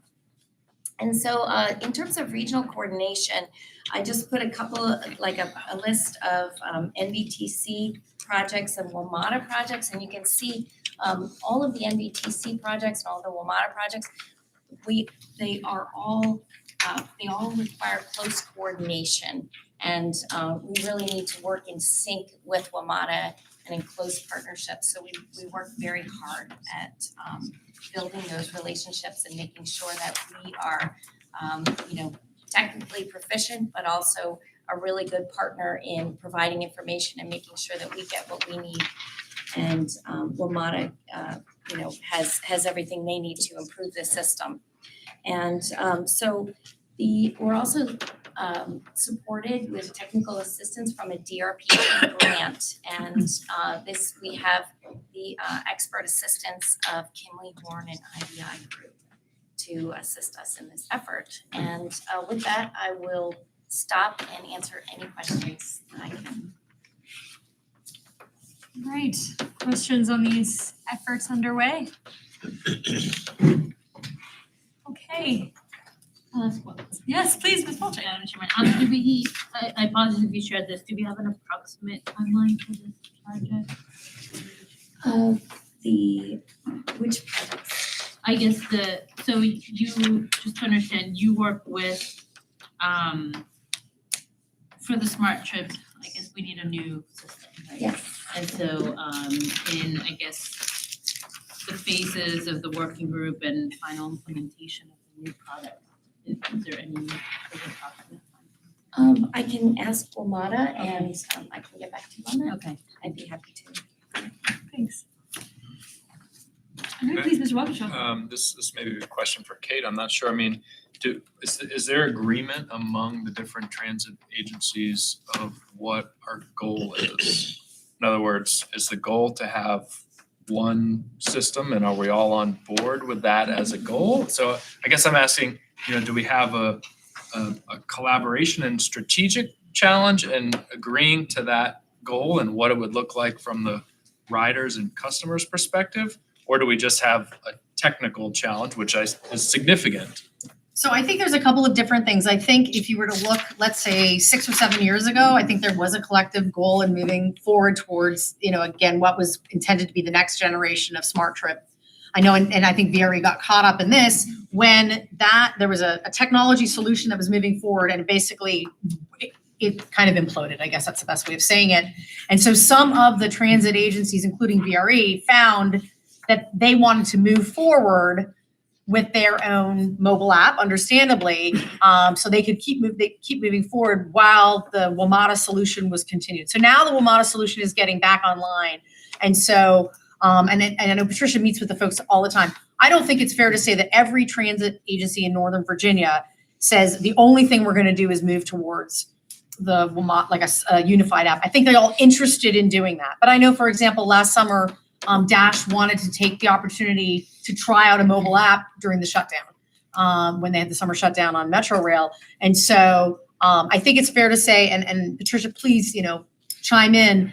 I think there's a desire that everybody moves in the same way, but I think there's always little whisperings of some of the transit agencies, whether they go and do their own thing. So WMATA is going to develop their new app and new system, whatever it is. So is the goal that at least that WMATA system be open so that other transit agencies could basically tag on to it if they wanted to? Well, because it will use Smart Trip.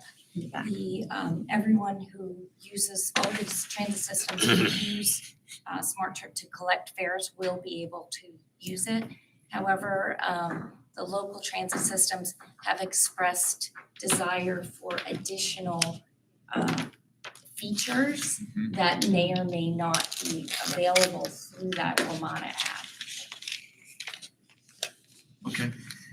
Sort of herding cats and a technology challenge. Thank you, that's a great question. All right, we'll go ahead and move us on. Ms. Happ, thank you for your hard work. And perhaps more positive news, the commuter choice program. Ms. Happ's work continues to be very positive. Yes. The ultimate goal. Just complex. So with an update on a couple of things related to commuter choice, both the amendments to Transform 66, importantly, the Transit Corridor Performance Report for both of our corridors involved in the commuter choice program, and a couple of updates on round 4. Hardly we're already at round 4 of the I-66 program eligibility results. Over to Ms. Mattice. Yeah, so the first thing we want to highlight for you, we actually have a little sort of brochure graphics on here, is something that that was premiering tonight, which is our first analysis of how transit is performing on I-66 and 395. And so just in general, if you remember, the commuter choice program started in December of 2017. And we've been able to put a number of services on the road through our program. But the reality is we've also made it a little bit more predictable for our bus services to be running through the corridor. So the staff basically had worked with COG and their data, as well as all the transit providers that are serving in that corridor, and basically did a deep dive on how transit is moving through 66 and what's happening there. And then also did sort of the initial benchmark for 395 since that came online last year. So Ben, who's our program manager for Commuter Choice, is going to go over this brochure, but I also have to give a big kudos to Dina, who I know is not here but also to Jay Watkins, who put this great graphic together. And I love visual stuff, so like kudos to these guys. Yeah, it's great. Right. This is- I like this. Yeah, Ben, go for it. Yeah, so as Kate mentioned, this is telling a pretty good story about what's happening on I-66 since the start of tolling and the commuter choice program back in 2017. And at a high level, more people are moving through the corridor each morning in fewer vehicles. From this snazzy little handout shows since 2015, between 2015 and early 2019, 700 more people move through the corridor on a typical morning and 750 fewer vehicles. So it's consistent with the goals of the overall Transform 66 initiative, moving more people with more transportation options. On the inside, we see, consistent with that kind of top level finding, greater shares of trips are being made by transit, carpool, and vanpool, with a smaller share of trips being drive alone trips. Within transit ridership, we see a slight growth in rail ridership, and we see a really pretty steep growth, about 26% in commuter bus ridership, offsetting roughly an equivalent decrease in local bus ridership, kind of consistent with regional trends. And the impacts of commuter choice are really clear in that commuter bus ridership increase. At the time of the second set of counts in early 2019, there were 4 new routes in service with 56 more commuter buses traveling along I-66 each day. These are new OmniRide, Fairfax Connector, and Loudoun County Transit routes that have been well received with commuters in the corridor.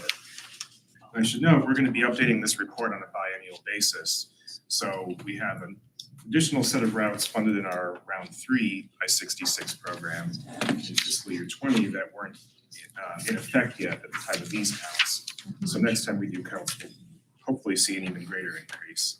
As part of our analysis, we also looked at the markets for rail transit and commuter bus services to see if the new bus services are drawing riders that would otherwise use rail. Our conclusion from looking at kind of travel behavior factors as well as ridership trends is that these new commuter bus services are actually broadening the base of transit riders in the corridor. They're providing point-to-point commute trips that in some cases would be unattractive to make by rail, considering the need to transfer and or potentially walk further as part of the trip. And if we look at just the period from early 2017, which is around when these bus routes were getting started, to early 2019, Metro rail ridership at stations in the I-66 corridor actually grew faster, about 7% than that of the system as a whole, about 4%. So overall, pretty virtuous story here as we see it. As Kate mentioned, on the back of this, we do give some kind of baseline figures for the 395 corridor.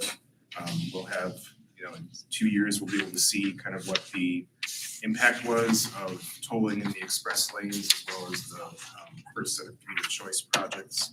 One thing that does stand out about the corridor, probably not much of a surprise to those of you, say in Fairfax County or Alexandria, is the corridor's established casual carpool and slugging culture shows up in a pretty robust mode share for carpools and vanpools, as well as a high average auto occupancy overall. So those are some of our key findings. Happy to take any questions you have about the report. Thank you, Mr. Alcorn. Yeah, just a quick question on that last thing. Do we know how much of the carpool from the slugging and casual carpooling? I don't think we have counts from that specifically. The counts did look at, so one thing about the 66 and 395 quarters is they have different high occupancy vehicle requirements. So in 395, it's at least 3 people in the vehicle. So, there were basically it's kind of a higher standard for 395 than for 66. So, we can surmise that there's a pretty robust share of that going on. And if I could just to add to that, I think it is easy for the folks who are doing, basically doing the counting to see a carpool, to know if it was a dynamic carpool or a fixed carpool. That will be near impossible to figure out. That said, I think understanding, obviously there's a 50-year culture of slugging on 395. I think what the real promise for those who want to look at, seeing carpooling as being a big thing is how once the express lanes outside the Beltway on 66 open up, and the park and rides and all that, if there's an ability to actually foster that as well on the 66 corridor. That sort of is a couple of years away. But it'll be interesting to see how that can, figure itself out. Calling it Noticing- dynamic carpooling is a great start. That sounds much better. Yeah, just a question on the back, because 66 and 395 are of course very different in rail configuration. So 66 is pretty linear. 395, when you have the rail number here for 395, what are we using there? Because it's not a linear rail. Just I want to make sure our baseline is right when we get back and look at it in the future, because most of the people using 395 don't have a linear rail option. Basically, the sort of counts in both corridors were taken along Reed Road, which kind of slices a nice diagonal sort of through both corridors. And as far as the rail counts went, I believe that the Metro rail counts were taken between Braddock Road and National Airport, so roughly where the blue and yellow lines would hit Glebe Road. And VRE was taken, I believe, just past between King Street and Crystal City. So pretty close in. Yeah, I would just point out it's gonna be a lot harder to make this determination on 395 than it is on 66. Just the rail number is not really gonna make sense to us, I don't think. I don't see it. Yeah, it's kind of a bit more of a diffuse corridor, and of course, what we're funding in commuter choice, some of the services, just go as far as the Beltway, don't go all the way, and also it's easier on 66 to do those sorts of counts since most traffic is passing over the road. Madam Chair, if I could, so the full report is actually including materials. This is just a teaser. The other thing I wanted to let folks know, especially, and I think of interest probably on the 66, the definition of the corridor is actually not just 66, but it's actually people moving through the entire corridor, including 29, so going all the way 50, 29, 50, so the parallel route. So when we talk about less cars, it's actually less cars across the whole route, not just on 66. I just think that's important to point that out. So, there's no action. This was just All right, well, good thank you news very on this much, stuff. Jen especially.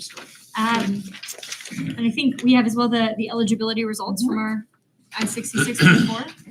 Mr. On, same gentleman, right? I'll talk briefly about eligibility results for our latest I-66 commuter choice call for projects. This call is covering funding in fiscal years 2021 and 22. The call for projects closed at the end of January, and our goal is to bring a program of projects to you and then the Commonwealth Transportation Board for approval in June. So we received 16 applications, a total funding request of just over $38 million. At this point, we've gone through and reviewed all of them for eligibility. Of course, one of the most crucial aspects of eligibility with this program is that projects must benefit I-66 inside the Beltway toll payers in terms of moving more people through the corridor and expanding transportation choices. So we work closely with our Commonwealth partners, the Department of Rail and Public Transportation for this review. And we determined that 15 of the 16 proposals we received were eligible. The one ineligible project was missing the toll payer nexus. And specifically what it was proposed capital improvements to an existing bus transit hub in downtown Manassas that doesn't have direct connections by bus into or through the inside the Beltway corridor. So trying to tease out, increase in the number of people that be moving through inside the Beltway as a result of that. We didn't really see that. Of the 15 eligible projects, then there was one very small project for $12,000 that was withdrawn by its applicant after they kind of reconsidered the need for that application. So we're carrying forward 14 projects. There's a total funding request of almost $37 million. Conservatively, per the terms of the I-66 MOA that was approved in January and February, we would have $25 million in revenue coming in for the 2-year period. We're also looking to assess what kind of carryover we have that we might be able to apply to this program as well. And we're also assessing our own set aside for project management, program management activities as well. So next steps, on March 18th, the Program Advisory Committee will be meeting to review draft scores. We will be sharing draft scores with our applicants before that to ensure, basically just to ensure that we captured anticipated benefits of their projects accurately. And then we'll be back before the full commission next month to present the scores and seek approval to open a public comment period on the projects under consideration for potential funding. Great. questions about how that process will unfold? Seeing none, our final commuter choice item is an update on 395/95, is that right? I will go on. All right. So our first commuter choice projects in the 395/95 corridor entered service in October, just before Express Lanes tolling began on 395 in November. All 10 of those inaugural program projects are now in operation. Those consist of 8 new or expanded bus services and 2 campaigns to expand the use of transit, carpooling, and vanpooling. Our next call for projects in the 395/95 corridor will be this fall, so we'll begin gearing up for that this summer. Strictly, the corridor is a bit different than 66 in that both we and PRTC have approval authority, and all the PRTC's jurisdictions are eligible to apply. So this summer, we'll be reconvening the Joint Commission Working Group, which consists of 3 commissioners from NVTC and 3 from PRTC. Among other things, we'll be talking through changes we made to the evaluation process for I-66 last fall that we'll want to carry over to 395 as well. So there'll be more news on that probably in a few months. Great, thanks. Questions about that update? Okay, well, our program continues apace robustly, providing alternatives, obviously achieving the great initial effects that we saw in that 2019 quarter report will only continue with continued engagement of the jurisdictions in those funding programs. Okay, so we're moving on then. Our next information item is a report from the Chair of the Legislative and Policy Committee, Mr. Meyer. So glad you could join us. Thank you. I wasn't sure you'd be able to join, so it's a genuine pleasure. So I know you had a committee meeting earlier this evening, and we've got Zach Smith as well to help assist. I don't know if you'd like to turn it over to him for a presentation, or if you'd like to Well, listen the up. committee did have a meeting at 5:15 this afternoon, and you all know that there was an omnibus transportation bill both in the House and Senate, and we're going to go through the details of that in a moment. They're similar, but there are some divergencies that are significant, and they're probably in the process of being resolved right now. And then in addition, there were a total of 4 other bills that had that were transportation related, 3 in the Senate and 1 in the House. And then we have some budget amendments. I think there's 6, but I'm going to ask Zach to walk through those since he's been monitoring this hourly as this unfolds. So I think tomorrow, everything that I'm saying today could be changed by tomorrow morning. Right, or sooner it could be changed. Yeah, absolutely. Yeah. So as Mr. Meyer said, we are on day 58 of the 60-day session. So the General Assembly session is headed for adjournment this Saturday. This has been a very monumental session with legislation on social issues, gun rights, and collective bargaining. But this was also a significant session for transportation. And so the transportation omnibus bills HB 1414 and SB 890 are currently in a conference committee to resolve their differences. But we have received a report from the Richmond Times-Dispatch, and it was concurred by our lobbyist, Amy, who's tracking all of this down in Richmond, about some of the things she's hearing from the conferees. So it appears they've reached some sort of compromise on a couple items that I'll share with you. So when the bills went to the conference committee, the Senate and the House differed on the gas tax revenues and by how much to raise the state gas tax. So the House proposal was to raise the gas tax by 12 cents over 3 years, and the Senate by 12 cents over 2 years, and then tie the gas tax to inflation. So it seems there's a compromise to raise the gas tax by 10 cents over two years and then index it to inflation. The Senate also proposed a new regional gas tax in localities that currently don't have it, which excludes Northern Virginia, the I-81 corridor, and it seems like both sides have agreed to that as well. There was a lot of pushback against removing the motor vehicle safety inspections in HB 1414. And it seems the compromise would actually maintain those annual safety inspections, but reduce the vehicle registration fees.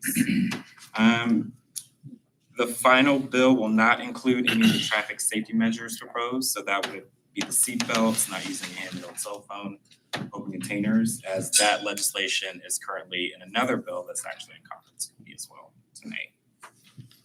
We're also hearing that there's a compromise on the funding to the NVTA. And so there would be an increase in the grantor's tax and the hotel tax in Northern Virginia, which would provide about $30 million in revenues. And then SB 890 also included $20 million for NVTA from the Transportation Fund, and we hear that's in the compromise bill as well. It also includes the state match to the dedicated federal funding for Metro, which is about $50 million. And of course, both bills as they went to conference established the Virginia Passenger Rail Authority to own and manage rail assets. And for those of you in the Legislative Policy Committee earlier, I made a mistake. There will actually be 15 members proposed on the Board of Directors, 12 voting and 3 non-voting for the Passenger Rail Authority. And of course, the bills also included the Transit Ridership Initiative Incentive Program, which is targeted to increasing ridership among low-income riders. NVTC and PRTC also proposed a technical amendment right as it went to the conference committee. I believe our lobbyists actually handed Senator Saslaw the amended language. And so we are proposing a technical amendment for the 2 commissions to be consulted when members are appointed to the Passenger Rail Authority.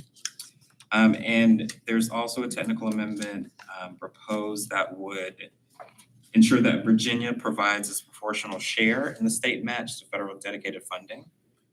We just want to clarify the language to that particular provision, just because right now it specifies that FTA must provide $150 million a year to WMATA before Virginia provides its proportional match. And so we want to change our language to match the federal language, which says that Virginia will provide a proportionate match to FTA's allocation. And so, as I said, the conferees are expected to reach a consensus soon. We expect a conference committee report ideally this evening. And once we have that, we'll have a better handle on the revenue and be able to do a deeper dive into the analysis. I think Director Mitchell may have some, do you have some numbers? Or are you still working? And I will qualify, I have not yet seen the conference report. I know they were still making some changes. So there's a number of some of the more detailed items that I'm not aware exactly where they ended up, but I do have some preliminary back of the envelope numbers for the impact on the transit funding. And these are purely, again, unofficial, unaudited, unofficial, but just some back of the envelopes. So the overall impact on statewide transit funding is an additional 140 million. And I'm using 2024 because these are really, this is all being phased in over a multiple year period. The breakdown of that 140 includes the 50 million in PREA funding. And again, that's important because we did not have a source to continue funding that federal match. So now that actually comes off the top of the Transit Trust Fund. So it's now guaranteed every year. The WMATA funding, right now, we 53.5% of the Mass Transit Trust Fund goes to WMATA, which comes here to NVTC. That can be used for either operating or capital support. That will be up by about $24 million a year. Our statewide operating funds will be up by $14 million a year. Our statewide capital funds will be up by about $25 million a year. Our special funds, which is a small bucket we use for some demonstration projects, will be up $1 million a year. And then the new incentive program would be up about $25 million a year. And that's going to be available to urbanized areas. I believe with populations over 100,000, there were 2 competing proposals, so I really am not sure exactly where it ended up in the final version. There's 2 components of that transit ridership incentive program. One of them is for regional routes, bus-only lanes, and fare integration. A portion of that, it would be distributed based on each urbanized area's relative share of population compared to all the other eligible urbanized areas. I don't know exactly yet where that puts Northern Virginia. But that I think is about 70% of the incentive program. The other 30% is for programs that would help either provide fare assistance to low-income populations or potential demo projects for fare reductions or fare-free zones. And so those are the major components of the incentive program. A lot of these details, like I said, are still moving and probably, until we see the final bill there. And I know that there are people crunching spreadsheets as we speak. So, But the good news is there's a lot of really, really good stuff in here for transit. I mean, it's the total, I think the total amount of new funding that's being generated is about 450 million. So we're getting 140 million of that. So it's a pretty, in terms of the increase, so it's a pretty significant share of the new funding. I don't yet have the numbers on the rail side to know where that's coming out. But I think this is something that we should all be really excited about. So, and it's certainly, as I mentioned before, we haven't talked much about the fact that this is actually going to provide a pretty substantial increase to NVTC just in the annual statewide support that you get, in addition to the dedicated funding that will help all the offset the jurisdictional contributions. So. Thank you, and please. Really not a question, but a comment. I want to thank Director Mitchell and the entire statewide team, the governor, the Secretary of Transportation, the Speaker, Majority Leader Saslaw. I mean, I had the opportunity to be down there when they launched their program at the beginning of the session, and it's an entirely different forum and one which I think is serving the citizens extremely well, both in terms of vision and the specifics of what they're putting forward. So I just wanted to put that on the record. We owe you all a huge debt of gratitude. Well put. I strongly agree. Any other comments or questions? We may actually, if our acting CEO, Mr. Dalton, wouldn't mind, we might just let Director Mitchell continue with the rest of the DRPT report if there is anything else to share. If you don't mind, yeah. I ask that as though you all haven't been working 25 hours a day on achieving what you just alluded to, but is there anything else to share? Just a couple announcements. Some of this is in our report already, but I don't know that this has been stated officially yet, but because of all of the really big changes that the omnibus bill is going to have on our 6-year plan, we are, again, I don't know that this has been made official yet, but we're going to be releasing our draft 6-year plan in May instead of April. And so it's going to be a massive undertaking to, we're already starting, but to overhaul our entire 6-year plan. So that means we will be fitting most of the public hearings or all of the public hearings we do into a very, probably like a 2-week window in early May. So anyway, that'll be a very compressed schedule, but we need to do that in order to incorporate all of these big changes in the 6-year plan. On the smart scale side, the portal for pre-applications opened up today. I'm not sure which jurisdictions are already looking at projects that may be submitted for that. It's open until April 2nd, and pre-applications are a required step for smart scale. So just be aware of that as well. We're in the process of reviewing all of our capital grants. We this year have reviewed, we received over 450 applications, which we are reviewing right now. So, and again, this is for our transit capital funding. Our next CTB meeting, we're going to be presenting on the funds that we've set aside for the Orange Line mitigation. As Kate noted earlier, NVTC and WMATA have been working with the jurisdictions. As we have done in previous years, we have set aside funding for supplemental transit service that the jurisdictions can apply for that would supplement the services that WMATA will be providing as mitigation. And so I know we've been working and have some preliminary list of projects. We expect that those funds we'll make those funds available by mid-April because there may be things that have to go into place right away. It's an 80% match from DRPT and a 20% match from the locality, so higher than our normal funding. We did get the CTB to approve this last year, so it's 3.6 million for this year that we've set aside, and so we don't need any additional CTB approvals for it, but we are going to be bringing this to them so they're aware of it and know that this is going on. So this will be unfolding over the next few weeks, and we'll be working obviously very closely with NVTC on this as well. So just to follow up as well on the coronavirus, I just want to make sure everybody knows the governor is tracking this very closely. We're providing weekly reports to the governor's office on everything that's happening in Virginia, not just WMATA, but all the local transit systems. And VRE is also taking some steps as well. So we're continuing to report and monitor on this.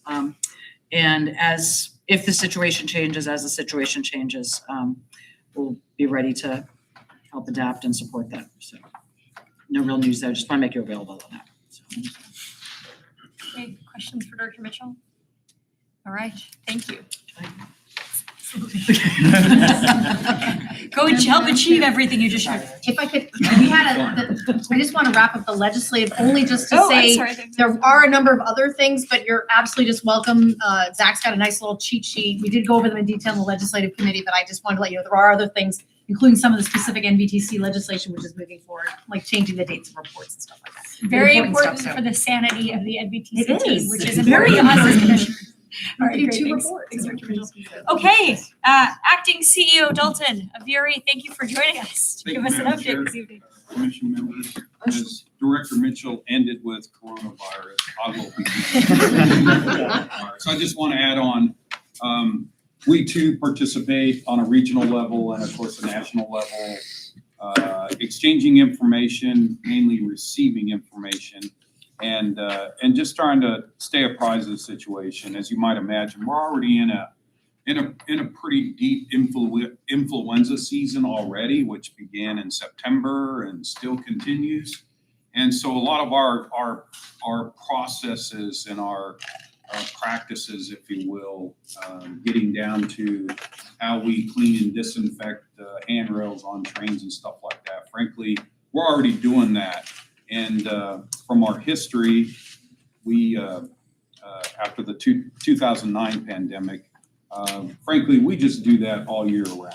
That's become just part of our standard operating procedure. It just got too tricky to try to change things up as the different viruses and risks out there. So I just want to assure you that we're on top of it. Again, communicating, receiving information, and elevating awareness, if you will, to our riders. You could go on VRE.org. We've got on our blog there, we're given passing on our what we're doing specifically at VRE, and of course all the CDC information as well. So just wanted to keep you up on that. Let's look on-time performance. System on-time performance for February was 90%, 91% on the Fredericksburg line, 89% on the Manassas line. Still a little bit of train congestion out there. We did receive, we had a couple of some maintenance waste low orders and stuff, but effectively, it was a pretty good month, and we expect to, of course, stay there. We were able to make some operational changes, more rule change related stuff with one of our host railroads as it relates to positive train control. So that's actually helped us from a reliability standpoint too. We actually made that change at the end of January. The month of February, actually, we saw the results of that, and that would be on the Manassas line, which actually helped us get that OTP up on the Manassas line. So, and then finally, just ridership. We're at the month of February compared year over year, and this is unaudited, but about 18,200 average daily riders for February. Still fairly strong, fairly consistent. And that's it. Do you have any questions? All right, I'm looking around the room. I don't know that there was anybody who was closely involved in VRE this time last year, but 90% on-time performance for February is bringing a smile to my face compared to 2019. February 2019, on-time performance for VRE was 90%. Oh, really? It was March and April that we. All right, in that case, I don't want to jinx us. Next month you can be happy. I just wanted to. Important. So I didn't invite that. All right, any questions for Mr. Dalton? Yeah, please. Can I just wait, Rich, we had an earlier conversation about the Metro summer shutdown. Yes. And hopefully one of our strategies will be to direct people to VRE. And my question for you is it important that rather than just say to people, take VRE, that we direct them to specific stations? Because my concern is if you took the metro from Vienna, the most logical VRE station might be Rolling Road. But if you show up at Rolling Road, you'll probably be disappointed because there's nowhere to park. Is that correct? That is correct. In fact, specifically today, both Backlick and Rolling Road at the peak showed one empty space at Backlick and no empty spaces at Ripon. Yeah. As compared to Burke Center, at the peak, there's 1,515 spaces at the Burke Center facility. We were at about 3 o'clock, we were at 869 spaces, So to your point, there is parking capacity that we want to pull into. At Burke Center. Burke So it's Center. important for Metro and others who are communicating during folks from Falls Church, if you're communicating during the summer shutdown, it is to tell people to go to Burke Center VRE station. Yes, sir. Not Rolling Road or Backlick, because if you show up there, you will not be able to park. We have been working at the regional level with NVTC and others on the plan, if you will. And a lot of that is communications. We did hear, I know the Q looked at potentially doing a shuttle or something. I don't know from what locations, but into the Burke Center lot for us. Of course, that's not necessarily the parking issue, if you will, but it's not just the parking spaces, but it's on the correct trains as well. Because particularly on the northbound trains, later in the morning, standing room only. So if we can ask people to get up a little early and get on a few earlier trains, maybe. So we gotta say, go to Burke Center at 6 a.m. Otherwise, you're out of Some luck. sort of a scavenger hunt or something like that. And buy prizes under the seats, I don't know. But get them on those earlier trains. So it's both. It's parking and it's the available seats on the train. So that effort is ongoing. Absolutely. Yeah, Mr. Olson. Sure. Yeah, I'm just looking, it looks like about 3,600 people a day parked at Vienna alone. So you may get a little bit of an upsurge. Some of those folks are gonna be looking for VREs. We have seen that in previous, I guess, previous shutdowns similar to this, but this is gonna hit us a little bit. We'll be as prepared as possible. On the Vienna question, I know last year it took us a while to get to being able to charge the reduced parking for VRE riders at Franconia Springfield as opposed to the non-rider fee. I assume that same technology and application is available for stations, Vienna stations out along the affected lines now. Is that correct? It's not limited just to the Franconia Springfield station. From my perspective, I don't see how, from a technology standpoint, There's not in a way other to words, do that. we may be able to repeat that, but we work with WMATA on that. I'm not gonna, that would be something we do. This summer. Parking's free, yeah.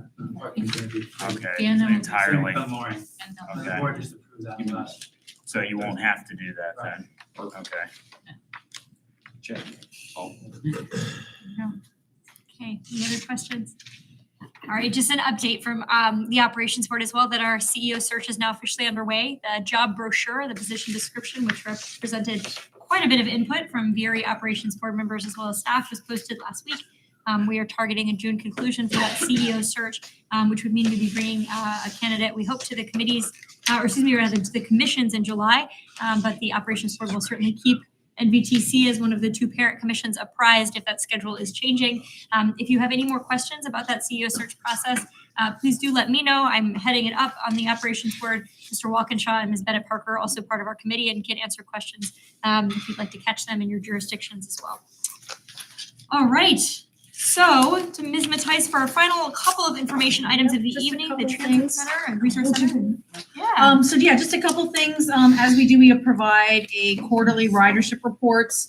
And so your agenda item 11 that's in there. I think one of the things when we look at ridership trends, I think there's some really good news for the second quarter of FY20 is that we're actually seeing pretty good increases in bus transit ridership. Arlington Transit is up 11%. These are year over year. So it's first quarter, it's comparing sort of apples to apples. Dash is up 7%, Connector is up 6%, Loudoun County Transit up 8%. And so I think in general, there's a pretty good story for a number of our bus providers in there. The other thing that we did, we also in here have our Metro Rail ridership by station in here, as well as parking utilization. For those of you, we both have them. We've actually moved to doing things in a little bit more of a graphic way to just, quick visualization. We're trying to do a lot more of this, so I'm all for hearing some feedback. Thank you. Well, there you go. That's the kind of feedback, because we do want to make things a little bit more easier to digest, but then also, of course, providing the detailed data behind it. So Dan and Dina are a big part of putting this together. But in general, we're seeing some really positive trajectories when it comes to ridership year over year. So I think that's what we have, unless you've got any questions. I mean, you guys will. Yeah, no. Poor Kate, you always have such great things to share with us, and that's towards the end of the night. We don't have good questions. Does anybody have questions for Kate or for Mr. Goldfarb, who's here to answer queries? Feedback about the presentation of the data? All right, well, I, for one, am excited to see bus on the uptick. Feels like it was only about a year or two ago that we were bemoaning the nationwide trends, downward in bus service, and to see.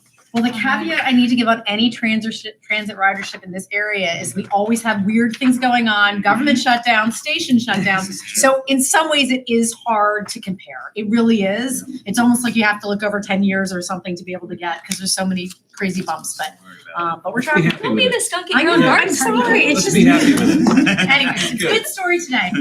But before y'all run away, just to transition to the executive director report, because I see everybody's all packing up. So I do want to point you out, we actually have hot off the press, which is our annual report from last year, highlighting all the things that NVTC did. It's also up on our website. So I do ask, folks take a look at it. This is really highlights, including all the financial management that we do. A lot of the things that we moved last year, commuter choice last year was a big deal. We had a lot of activities going on in that space. And so again, this is our annual report, sort of hot off the press for all of you. Couple other things, just looking, obviously we've got our my monthly newsletter and our financials in here as well. Couple other things, it has been a while since we met. So since that time, a number of us participated down in Richmond at the VTA Day. I know we also had a number of our commissioners down participating in that. The other thing one of the things I did have the opportunity to do was actually brief the WMATA Safety and Security Committee on all the bus rapid transit and express bus services that are going on here in Virginia. This was an opportunity for WMATA and colleagues around the state or around the region to understand all the great things that are going on here in Virginia. It's always nice to show off all the great work that the jurisdictions are doing, especially for BRT and express bus. I also was down in Richmond. I actually testified before the Commonwealth Transportation Board, basically making sure that they approved our I-66 MOA. For any of you who are watching or paying attention, I was one of like 30 people testifying, and I was the only one not testifying about birds. And so if you're following what's going on, I was disappointed because I wasn't talking about birds, but that's a very important topic for folks in the Hampton Roads area. And also I actually had the opportunity last week to participate in the OmniRide mentorship program. This is something that PRTC is putting on, which is they've got a whole mentorship program within their staff. And I was one of the folks coming to talk about sort of my background and everything. I'd love to be able to emulate that stuff here at NVTC. We're a little bit smaller staff to run our own mentorship program, but we want to find opportunities for that moving forward. And then I think, we've got our permanent advisory committee meeting coming up on the 18th, where we're really going to dive into commuter choice. And other than that, we'll be back here on April 2nd, which is opening day for the Nationals. If those are going, just remember the meeting here starts at 7. It's a day game. I just want to put that out there. If somebody is a season ticket Drink holder, a couple we're glasses going. of water to sober up So before you start reading the policy, all right? But anyway, so All right, that is what I have. Thank you so much. It's great to think that we'll next convene when it's nap season and springtime. So I believe with that, we have no other business to come before the commission unless anybody has anything else. Okay, seeing none, we are adjourned. See everyone on April 2nd.